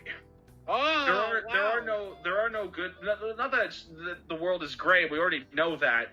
But the essential thing is, Ellie and Abby are both pieces of shit. They're both terrible human beings. Yay! They've put their needs before everyone else's. They've done fucked up shit, although Abby's done some fucked up shit that's more, kind of intentional. Like, Ellie killed a pregnant woman, right? Yeah, they need a fight. And then, we play through the game as Abby for those 3 days, and she develops, relationships with her, friends. We see where they're all based out. We understand why she's so swole. She's got a gym. Because the main base of their faction is like the Seattle Sports Gymnasium or Stadium or whatever. And so, like, as soon as we take control of her, she leaves her little apartment. It's just a whole bunch of people in this exercise room pumping iron, and I'm like, okay, that's where she's gets her buff from. I wonder where they got her protein powder. Yeah. And they're eating the zombies. It operates very much like a military sort of thing. Like, they have their commander, Isaac. Like, when they go out, they have to sign out weaponry, sign out for ammunition, tell them where they're going. It's very, militarized, very functional. And as we play the game as, Abby, we hear all the shit that's been going on that Ellie's been doing, how, her friends are getting killed, and we don't know who it is, and it's kind of building to Abby trying to figure out where this guy, where they at the moment they only think it's Tommy, because Tommy, Joel's brother, shows up in Seattle before Ellie, and so they only think it's Tommy. Meanwhile, Ellie's going around fucking people up as well. So there's a bit of confusion. There's a sex scene that involves Owen, who's her old boyfriend, but is now with Mel, the pregnant woman that Ellie killed. Which, let's just say, that goes highly against Sony's seeming law of what they think is right for a video game. But somehow Last of Us 2 gets away with it. What, did you not see the Crash it's Bandicoot practically orgy? softcore porn, Hunter. Like, she goes and sees Owen in the boat. They intensely start sticking their tongues down each other's throats. They both strip or whatever, right? And we just see him bend Abby over and just give it to her good, like 2 or 3, 4 times, and then it finally cuts to black. And it's very necessary. We saw that part of it. Yeah, it was so necessary. Yeah, thanks, Naughty Dog. Neil Druckmann was like, they were like, Neil, I don't think this is a very good idea. No. I don't think you understand. They need to see this to see that she's a good person. She's just like Ellie. She just wants to get. Wait, isn't Ellie a lesbian? Well, Ellie had a bit of not as much of a scene before, but there was a scene before, like kind of like that was building to it. You know what? You know what I've discovered about listening to this? What? The sequel would have worked perfectly if they did a Red Dead situation, where if the sequel was the first game, and then they went backwards to talk about Joel's thing. Because then you wouldn't be pissed off that Joel dies, because you don't know him. You learn Ellie and all this bullshit, and then you play the first game, and then I'm saying it would change a little bit, like I know it would change, but I'm thinking just like, would anyone give a shit about this game? Yeah, at that probably. Point? I don't know if anyone would give a shit about. Yeah, they might. Like, it might be interesting, but I don't know. But you would introduce everything that the first game did with the second game if it came out, right? People would still be like, "Oh, this is how the game works. This is how this works. This is how that works." I know, Hunter, but what I'm saying is I don't know if anyone would actually give a shit. Yeah. Another big thing is that not only does it tackle lesbianism in this game, we have a transgender person in this game. We have a transgender man in this game, and I say man because the actor is a full-grown, trans man, but it's actually the actor is playing a child version. So basically, Abby's people are at war with the cult people, right? These freaky-ass people who hang people up and carve them out.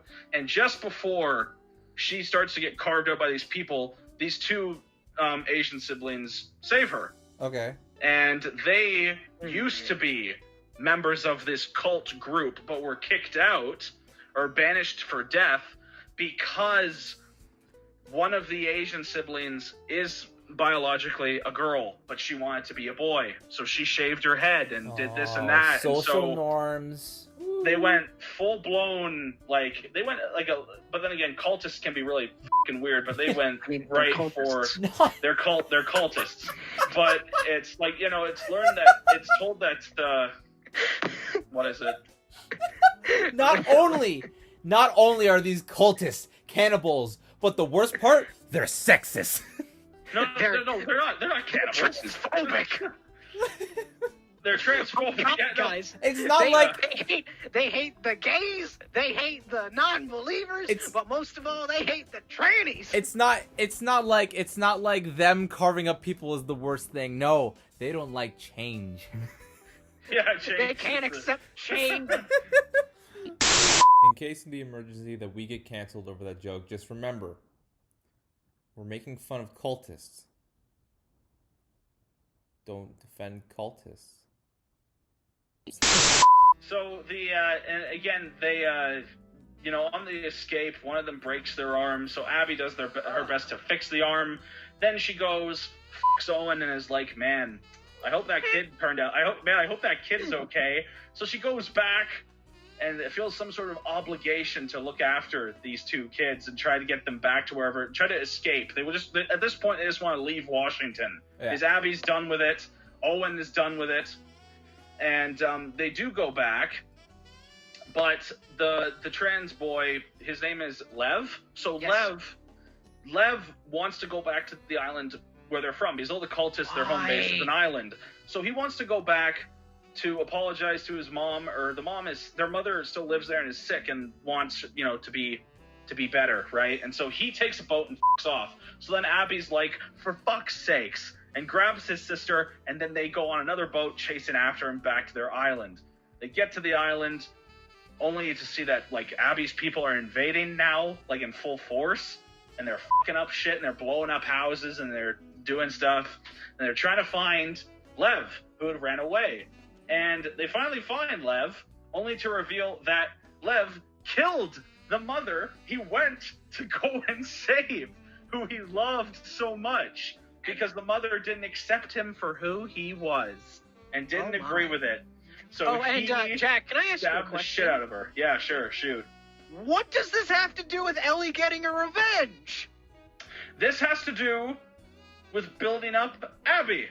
This has to do... Well, you know, you could do that in a way that actually, you know, connects to Ellie's side of the story instead of just doing your own fucking thing. Exactly. This feels so disconnected from because the way you described this, Jack, when you know, in episode 2, it's like, oh, then you get Abby's campaign. I imagined it's like, well, you're gonna get to see Ellie's things, and it's like every time Ellie carves her path through, you're gonna get there one step too late, and you're gonna be slowly tracking her down, and then eventually they collide. No, this is its own fucking thing. It's its own story. Yeah, it's its own story completely. This could be its own game at this point. Yeah, and actually, now that I've gone back to it, now that I've started playing it again, it does feel like a whole other game.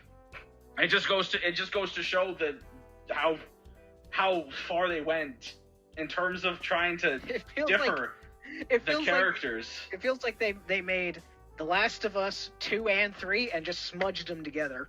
So the biggest fault of this game is that it's too jam-packed with everything they could think of. Yeah, and it seems to not really focus on it's convoluted. The game's convoluted, basically. I mean, I guess that's part of it. So it's not. So at this point, the mother's dead, and then they get Lev, and they're like, okay, now we need to get the fuck out of here because my people are destroying this entire island, right? And so they try to escape, but then Abby's people stop them, and they're like, Abby, what the hell are you doing with these sick people? These people are scars, or like seraphites, whatever the hell the cultists, you know. They're like, these people are idiots. And she's like, no, okay? I'm taking them, we're leaving. These are just kids. They're not part of this anymore. They're just kids. And then you know, Isaac comes, the leader of them, and it's like, Abby, you gotta move her out. Isaac is such a fucking leader name. Isaac is a leader name, and Isaac is just a scary old black man motherfucker they don't want to fuck with. And he's a man. And the sister ends up shooting Isaac. Oh, and shit. Shoots Isaac and then saves Abby and Lev. But then, of course, Isaac's not alone. There's a bunch of people that were standing right next to him. So then they turn and shoot the shit out of this poor little orphan Asian girl, and she gets killed, and she's dead. And so Abby takes Lev, and they run. They run. Big, epic. There's a bunch of epic shit going on. They're riding on the horse. There's explosions and shit going off everywhere. It sounded like a Nathan Drake sequence. It's actually, well, it's good. It's good, this sequence. There's a miniature boss battle, but then they escape and they go back to the aquarium. The aquarium is where, you know, Owen has been, her boyfriend, where they fucked. And they get back there and he's dead. Because why? Because this is the third day and Ellie had just killed Owen and Mel, the pregnant woman who we'd seen hours before.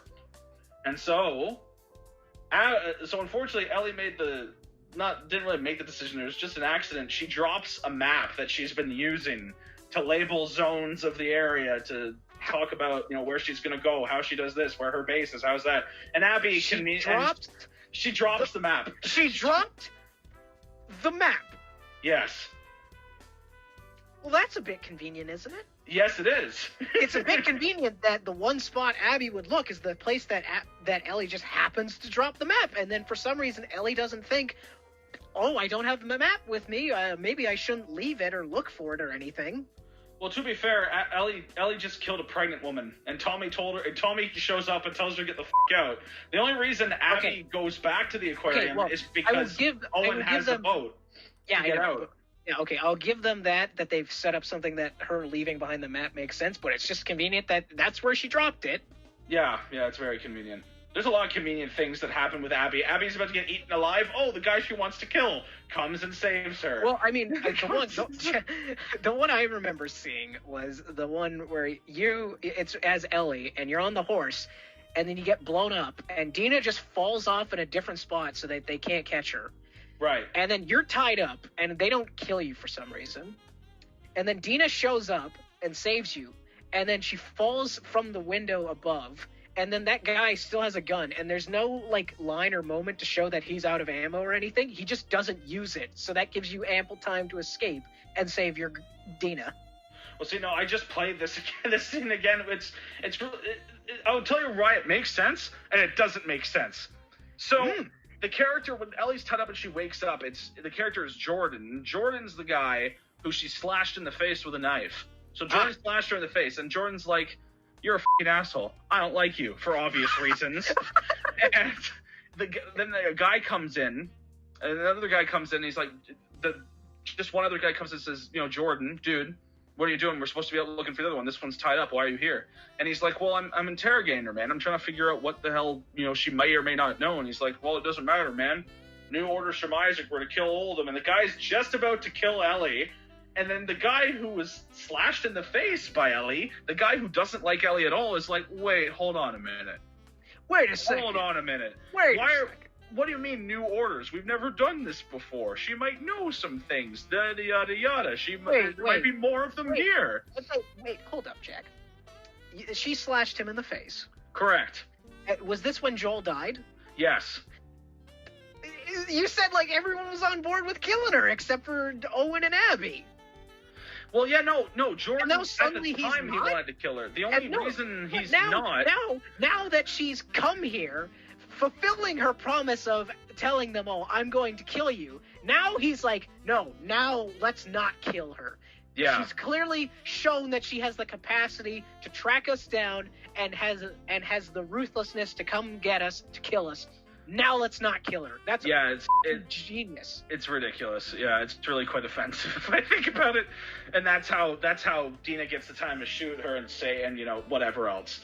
But either way, back to the story at hand. Abby now knows where Ellie is.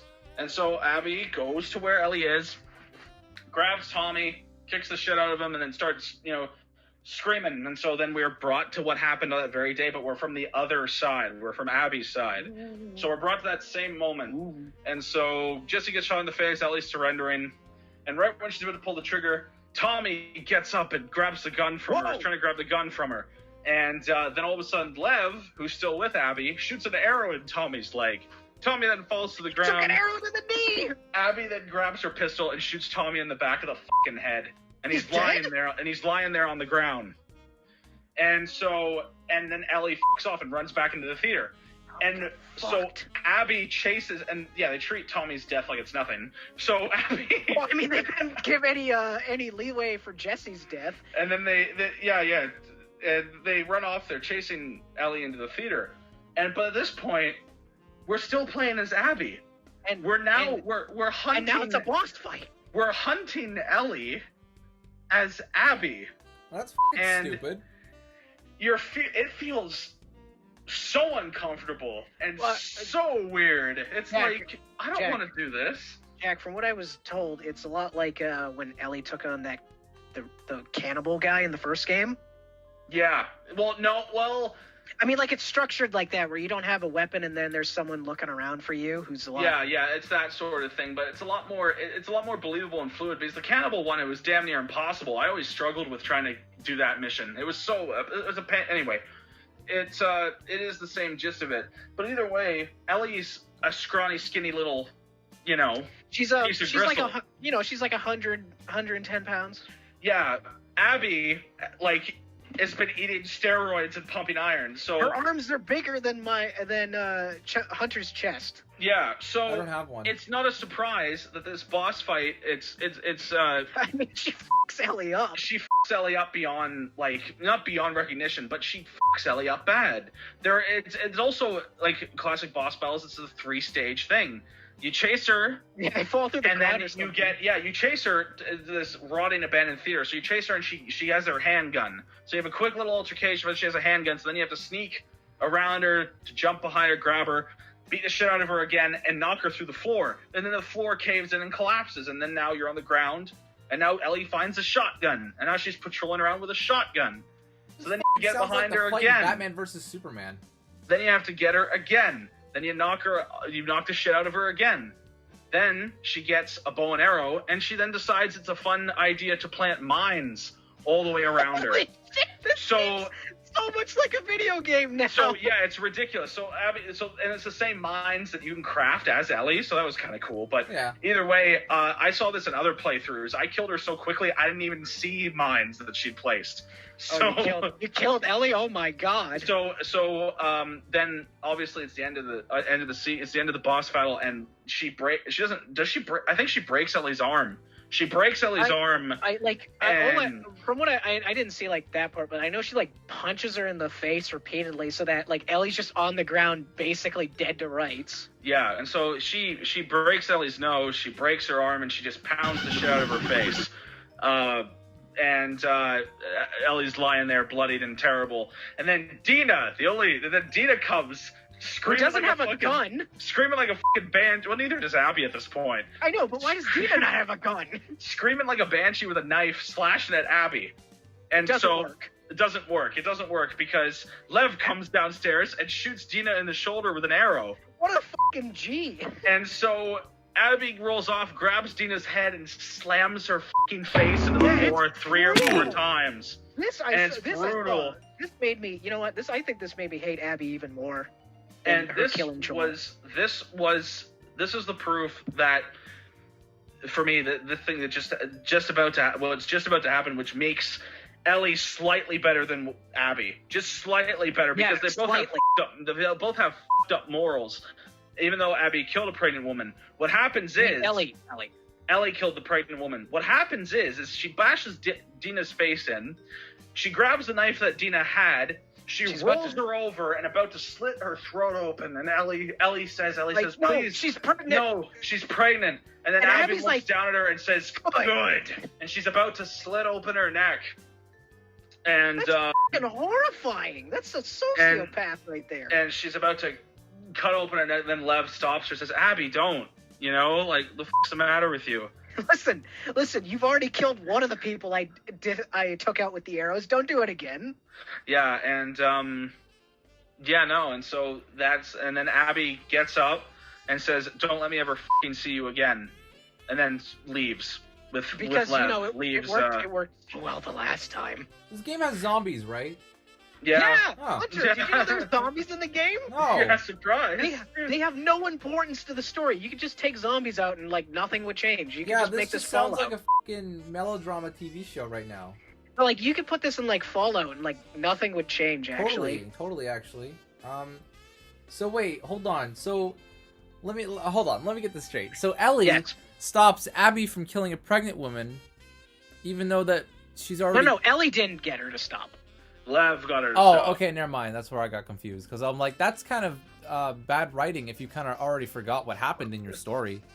Well, I mean, Abby's the sick son of a bitch who's like, she's pregnant? Good. So I want to kill her even more now. So wait, is Ellie dead? No, they're alive. Okay. They're alive. Abby gets up and tells her, because Dina's still unconscious, and tells Ellie, don't ever let me see you again. She storms off. With Lev, and they leave. At this point, I don't know. I think Abby's just thinking that this shit is done. She's thinking, I killed Joel. Now all my poor fucking friends are dead. I don't want to deal with this bitch anymore. You and your friends are dead. Then leaves and doesn't want to fucking deal with her anymore. That's what my mindset is at my point. That's what I thought that she was thinking. And then we jump in time, and we're at a farmhouse in the middle of Wyoming, in the middle of nowhere. We're at a farmhouse. Yep. And it's Ellie who's woken up, and then we hear a baby crying. So then Ellie gets up from bed, goes to the crib, picks up the boobala or whatever, and it's Dina's baby. So now at this point, it's been at least, I don't know, I want to say like it's been at least a year. It had to have been, because Dina wasn't really showing any signs. Yeah, because Dina wasn't showing anything. And so Ellie, we kind of feel like, okay, this must. It felt like the end of the game. I was like, okay, this is it. They've gone their separate ways. They've grown as people. They've let go. They're done. They've let go of their hatred. Yeah, like she's moved on finally. Yeah. She's just living with her girlfriend with the baby. It's almost too good. And I was like, you know what? That might be the third game. That's what they might be playing with the third game, is that she'll decide to go after Abby anyway. But no. So what happens is Tommy comes back. Tommy's not Tommy's dead. alive. Tommy's alive. I kind of forgot he was alive. He was shot in the back of the head, so he lost an eye because he got shot on the right side. It says he loses an eye, and he's kind of brain damaged because he walks with a limp. So he's not quite. He walks with a limp because he got an arrow to the leg. Oh, that too. That doesn't help too. But you can tell he's kind of sluggish. He's a bit slower than before in terms of like motor skills. He did get shot in the back of the head. I wouldn't. Okay, yeah. To be specific, did he get shot in the back of the head like full on, or like the side of the back of the head? Like no, from the animation from the game, it looked like right in the back of the head, on the right how the side f- did he survive that? Not directly in the back of the head, but on the right side, the right lower side of his head. I know it like went through his eye because now he's missing an eye. Ethan, but, like, yeah. Ethan, have you ever played a video game and you died and you came back to life? That's not. Yeah. Except well, then there you go. There's the reason. No, Hunter, we're not using. Well, when you come back to life, Hunter, usually you don't have a fucking missing eye. You're fully healed. I beg to differ, but I can't. Really? So continue. Oh, Ethan, I got a point. He gave up. No, I control the points. You can't do that to me. That's bullshit. Then you will never lose a point. Exactly. So we have Tommy show up, and Tommy basically tells her, he says, okay, I've had people going out, and there's a dude who came back, and he says he traded with a woman who was built like an ox with a small Asian boy down in California. And Abby, and Dina knows what Tommy's getting at. And Dina's like, we've moved past that now. We're not talking about that now to Ellie. And Ellie says, I'm sorry, I don't want to do it. And he says, well, I can't do it. Look at me, or whatever, right? I'm f***ed up. And he starts trying to. He's guilt tripping Ellie a little bit, and he's like, you promised me. You said that when we got back to Jackson, you were gonna go after him, and blah blah blah. And then Tommy, storms off upset. Did he lose his wife or something? No, they're taking a break. Him and Maria are taking a break. Taking a break in this they're taking a break. But it's This sounds like a very depressing game. Yeah, no, he can't. She as time and we progress a little bit further, and Ellie's experiencing serious PTSD still from when Joel was beaten to death in front of her. And there's a few flashbacks that she's experiencing, and so in the middle of the night, she wakes up, she decides to fuck off and leave, and go to California to find Abby. Gotcha. And Dina wakes up with her and is like, Dina's like, where the fuck are you going? She says, I can't sleep, I can't eat, I have to do this, I have to go. And she's like, and she says, and Dina's having like none of it. She's basically telling her, saying, if you go, we're done. Like, I'm fucking done with this with you. And so laying down Ellie leaves, and we then cut to we're playing as Abby again in California. Yay! And she's looking for fireflies. That's Jack, what are you she's sure doing. you haven't played 2 games? Because this sounds like 2 games. So she goes to California. They're looking for fireflies. So she finds an old house, and they find like her and Lev find like a secret little built-in thing. And it's a little bunker, and she gets the radio, and she starts talking on the radio, trying to find out where they are. And they finally get a reception. It's like, yeah, come on, meet us at our Los Angeles compound. We all moved each other down there. And she's like, okay, great. Yeah, don't worry. We're totally on your side. And she's so excited, and they run outside, and then, boom, they get jumped by people who are fucking with them because there's no more fireflies. Haha. So, yeah, Joel Abby killed them. Yeah, so Abby, they tie them up. They tie them up, and they're talking about using them for something. We don't know what. And I can think of a few things. This is an awesome fact that I discovered while looking on IMDb. So this gang is called the Rattlers, okay? That's their gang name. There's a new one?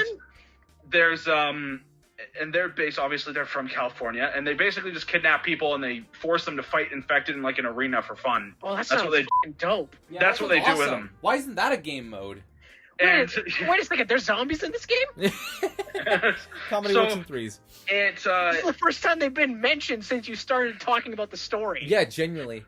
so then it what is it? And then then Ellie arrives. Ellie arrives in California, finds the boat that they took where they used to live, and begins to track them, try to figure out where they are. And then Ellie gets caught in a trap and impaled on a tree. It's like one of those, you step your foot in it, the rope snags your foot and hangs you upside down.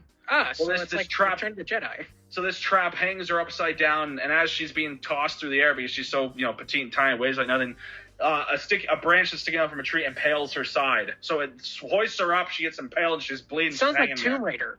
And then hours go by, and it's the same two gang members who had kidnapped Abby and Lev, and they cut her down, and they're mocking her a little bit. They're mocking her, and oh, what, you're scared of this infected that we have over here, because there's an infected like clicker or whatever tied to the other end as like a weight, whatever that's called. A pulley? A pulley, like a pulley system, or like a weight, a counterweight. There we go. There's the word, a counterweight. And so the small rattler, there's a big dude, and there's a smaller dude. And the smaller dude's toying with her and says, "Why are you so scared of like this infected? You're afraid to get bit or whatever." And Ellie's immune, of course, right? Oh, right. So the Ellie's dude- immune. That hasn't so been the- a plot point once. Yeah, except well, she confessed. It was no, I'm not getting into that. We're too far along. F- it. Anyway, so the dude's taunting her, right? He's grabbing her. He grabs her arm. He's trying to like force feed the clicker her hand, but she isn't afraid, obviously, because she's not immune. So as the dude is pushing her towards, instead of pulling back, Ellie just powers forward ahead, grabs him, and throws him into the clicker, and he gets eaten, or the clicker starts Nice. fighting him. And the fun fact about that is that small gang member, we don't even know his name. It's just he's defined as Small Rattler because he's a tiny guy. And I looked it up on IMDb. They got the rapper Logic to play that role. Oh my Wow. god. Logic is in The Last of Us Part 2 with I don't And he know, gets murdered. maybe a dozen lines in the whole game. Maybe And he a gets dozen murdered. and he's just kind of there. The actor who also played Jar Jar Binks is in Ahmed Best. Yeah, Oh, Ahmed cool. Best. He does various voices. He's not credited with a specific Ah, voice, I'm gl- but he does you know- additional voices. well, I'm glad he, got something. And so Abby tracks, so Ellie tracks, where their base is. And the last mission of the game is you breaking into the base to try to find Abby. So you break into the base, you go to the prison cells where they keep all the people they kidnap and force to fight. And she says, "Where is Abby?" She's telling them, "Where the f*** is Abby? I want to find her." And they say, "Oh, well, she tried to escape, so they put her out on the beach." And then you go out to the beach. And at this point, when you ask the prisoners about it, they said, "Oh no, like Abby's been here for like 3-4 months, and so she's Wow. tried to escape." So to us, finally getting that information, we're like, okay, so it's been a bit of time. Ellie's had to come down to California and try to find her, so that makes sense. And oh boy, we find Abby, and they are a bunch of people. They've escaped. I guess this is their punishment. They have giant poles. Pillars sticking out of the ground on the beach, and they have people chained up there. So they have their hands chained at the top above their heads, and they only have like a small little piece of wood to rest their feet on, and they're all just stuck up there, hanging there. And guess who's hanging on one of those poles as punishment? Is Abby. And Abby looks horrible. She looks as tiny as Ellie. They cut her hair all ragged. Her hair is gone. Her nice braid that she had is gone. And she's lost like 40 to 50 pounds of her muscle mass. And so Ellie cuts her down. Wait, she doesn't want to kill her. Well, no. Well, at this point, they've had a very rough day. Ellie's been bleeding out for the past 4 hours. Day, to say the least.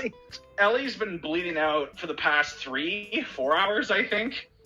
And well, she's trucking on pretty well. and she's tired. And even Abby's been on a post for like weeks probably at this point, or at least a week at this point. And she's looking down, and she recognizes her. She's like, it's you. Oh fuck! And then so Abby cuts her down. Abby runs right over to Lev because the Asian trans boy is still alive, and he's tied up on a pole, and she cuts him down, and she starts dragging him towards the beach, and she looks over to Ellie and says, there's boats over here at this beach, come on. And Ellie, follows them, and there are 2 boats sitting there, and Abby's preparing to launch the boat with her and Lev. And then Ellie puts her backpack in her other boat, because there's 2 boats, convenient. And Ellie puts her bag in the one boat, and then we have flashes of the last moment she had with Joel. Like, she's thinking of Joel, obviously, in this moment. And instead of going her separate way, she still has that hunger, that thirst to fucking kill Abby. And now she wants to kill her again.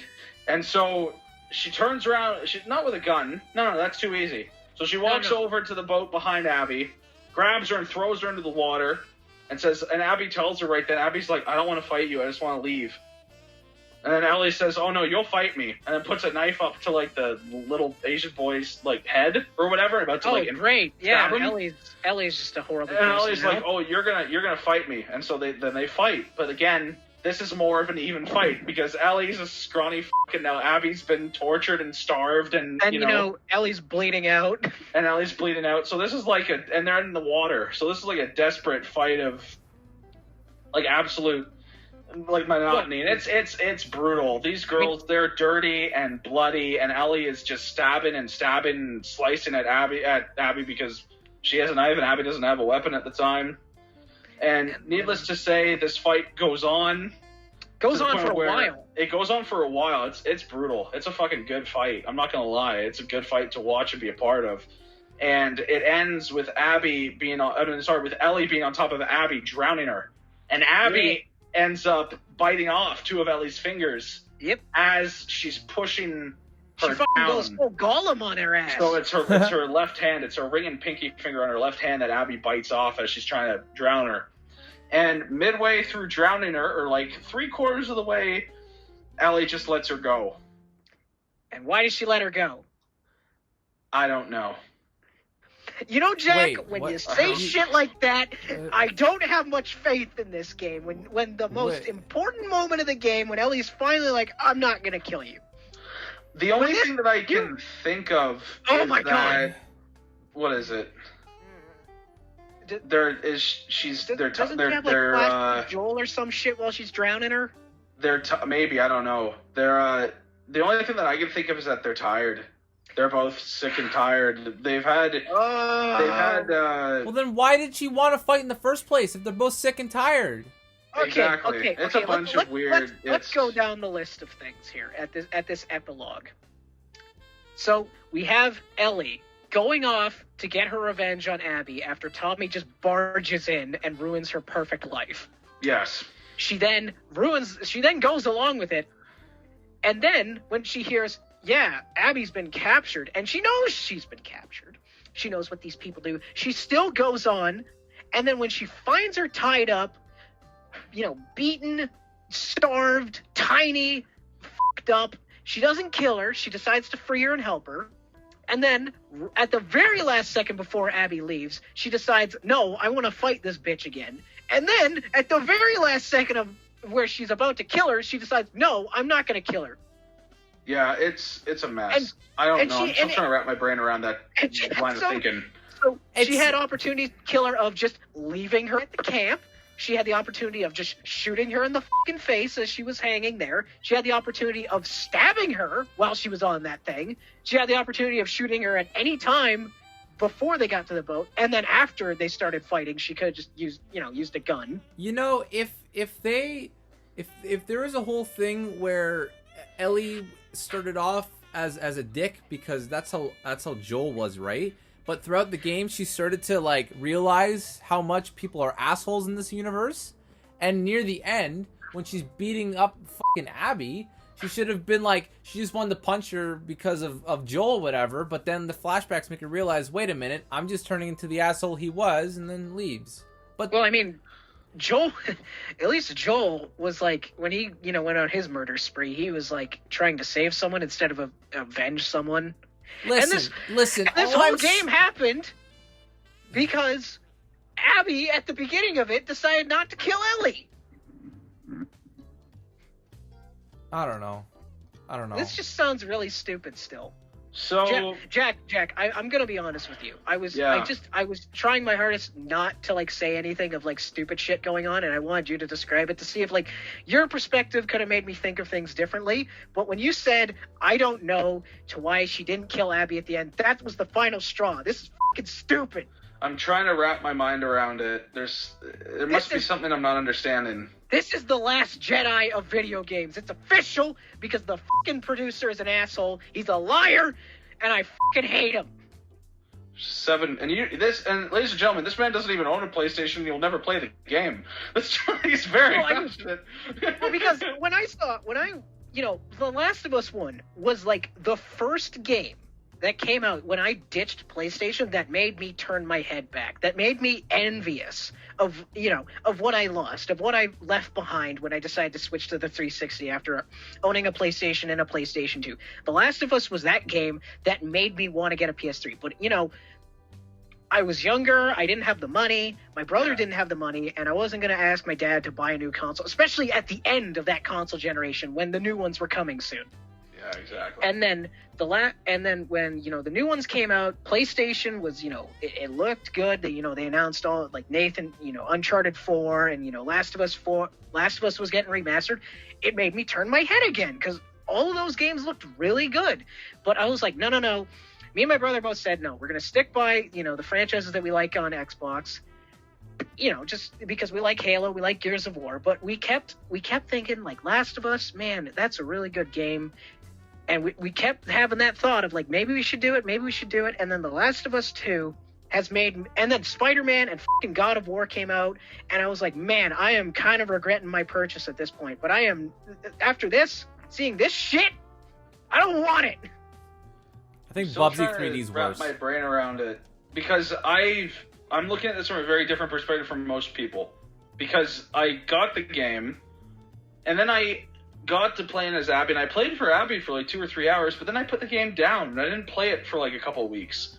Because there were a lot of people that hated Abby, and the thing that hit me the hardest is because I was up until midnight waiting for the game to drop. I wanted to play it the minute that they gave me the okay, and I was able to do that. Unfortunately, I was on YouTube, I think 2 hours before the game dropped. I had avoided the spoilers. I didn't search any Last of Us stuff on anything.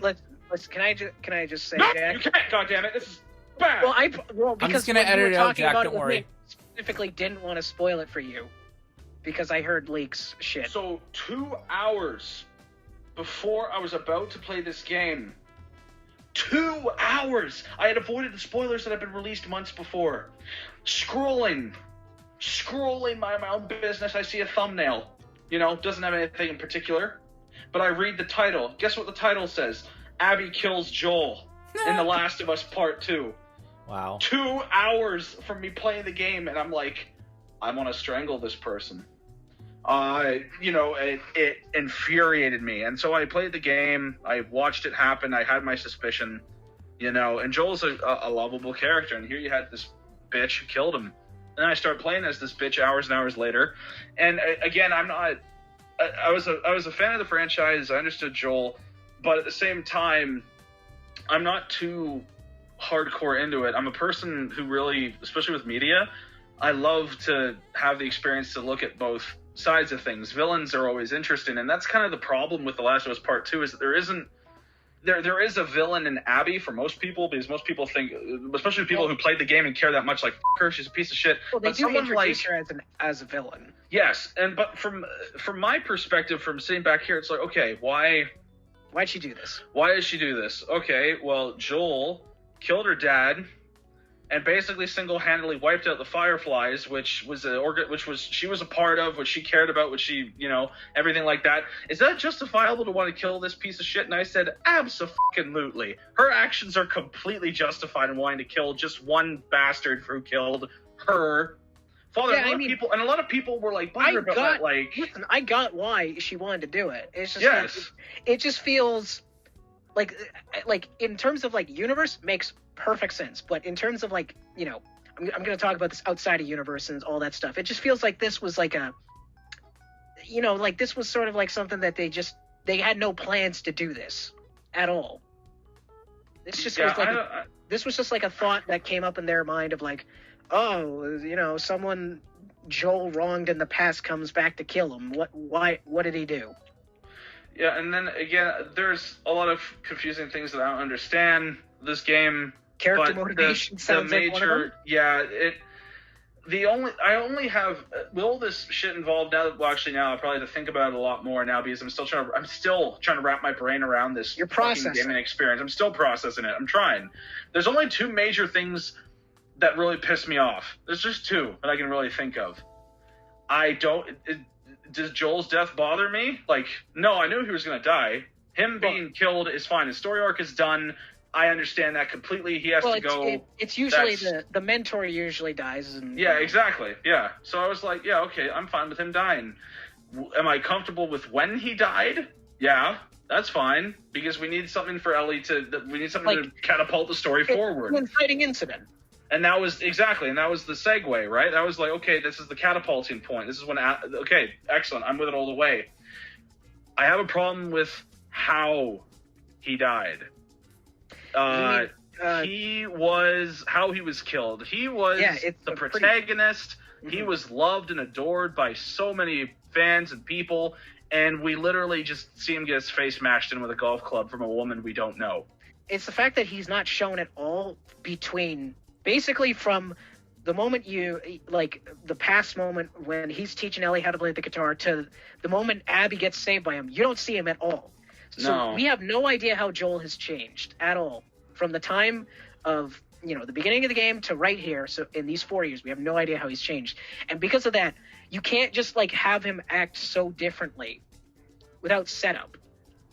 Yeah, it's kind of an empty kind of void there. It's like plot hole. Like, you know what? I don't want to compare it to Last Jedi, but it's an easy comparison. It's like Luke in Last Jedi.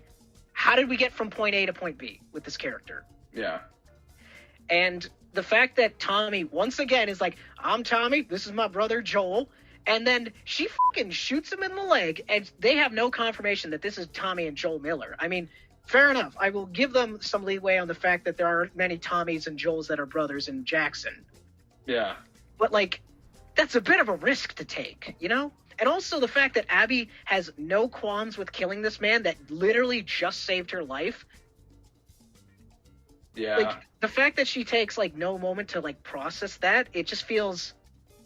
So that was one of the two issues I had. I didn't like how he went out. He deserved something much more. He deserved much more.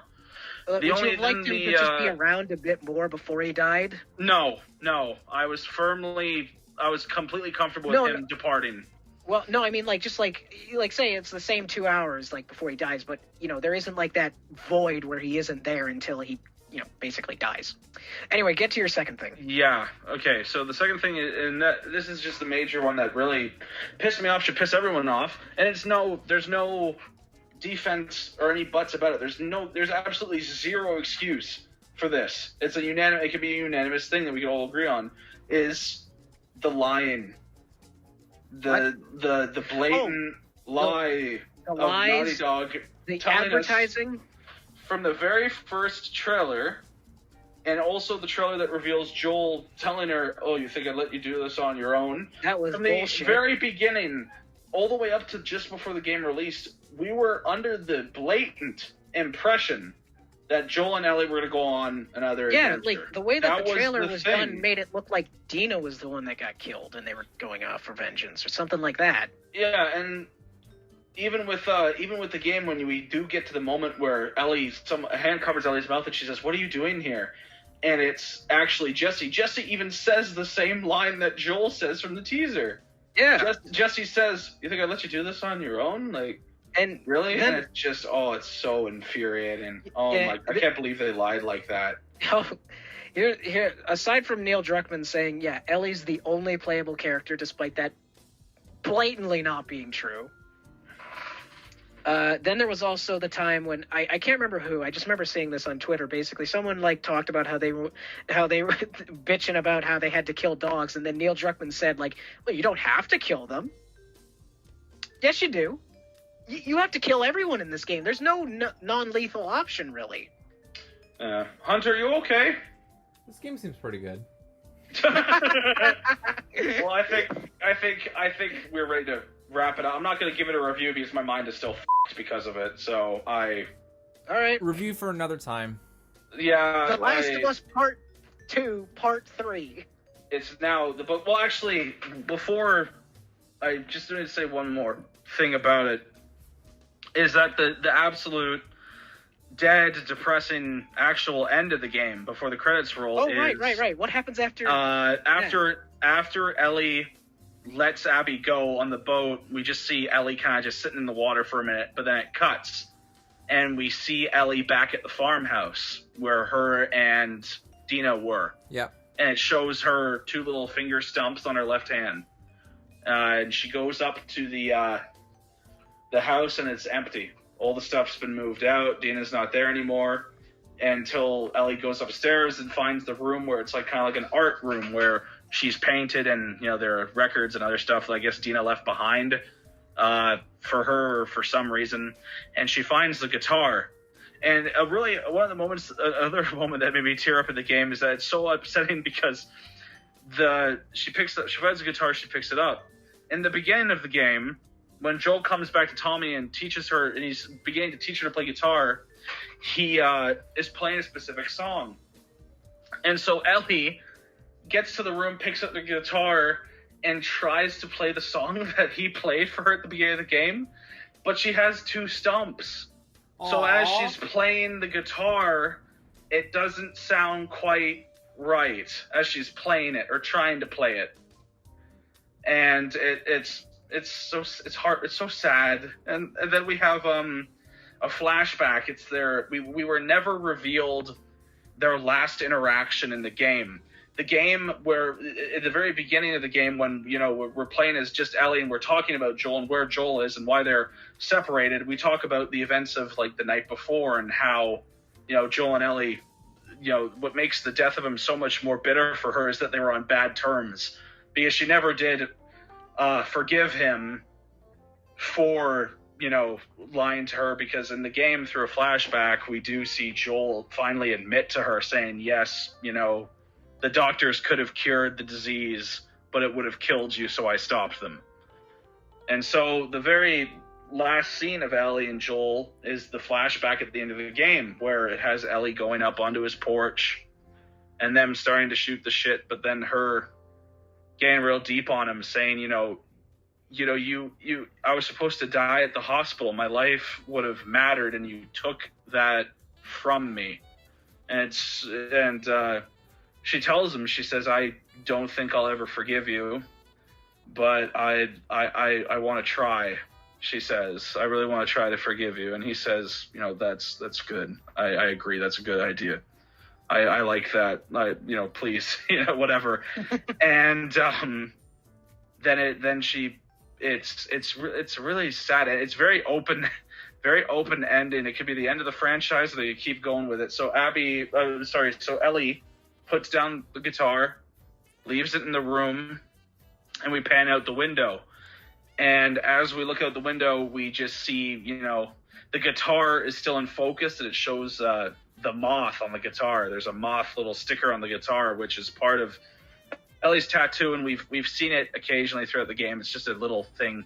And as the camera is still out the window, the guitar, spine or arm, whatever you call it, is in focus. But we see Ellie walking away from the house and leaving. And we don't know where she's going. We don't know if she's taken anything from the house. And then the game ends. And the credits start to roll. And I watched the whole credits to see if there was anything after the credits, and there wasn't. So the ending of The Last of Us Part 2 is pretty much up in the air at this point. Anything could be told. Anything could happen with it. I don't know what they're going to do. Well, that's a depressing game. Yes, it is. I think that synopsis that you didn't even know you said was perfect about the game.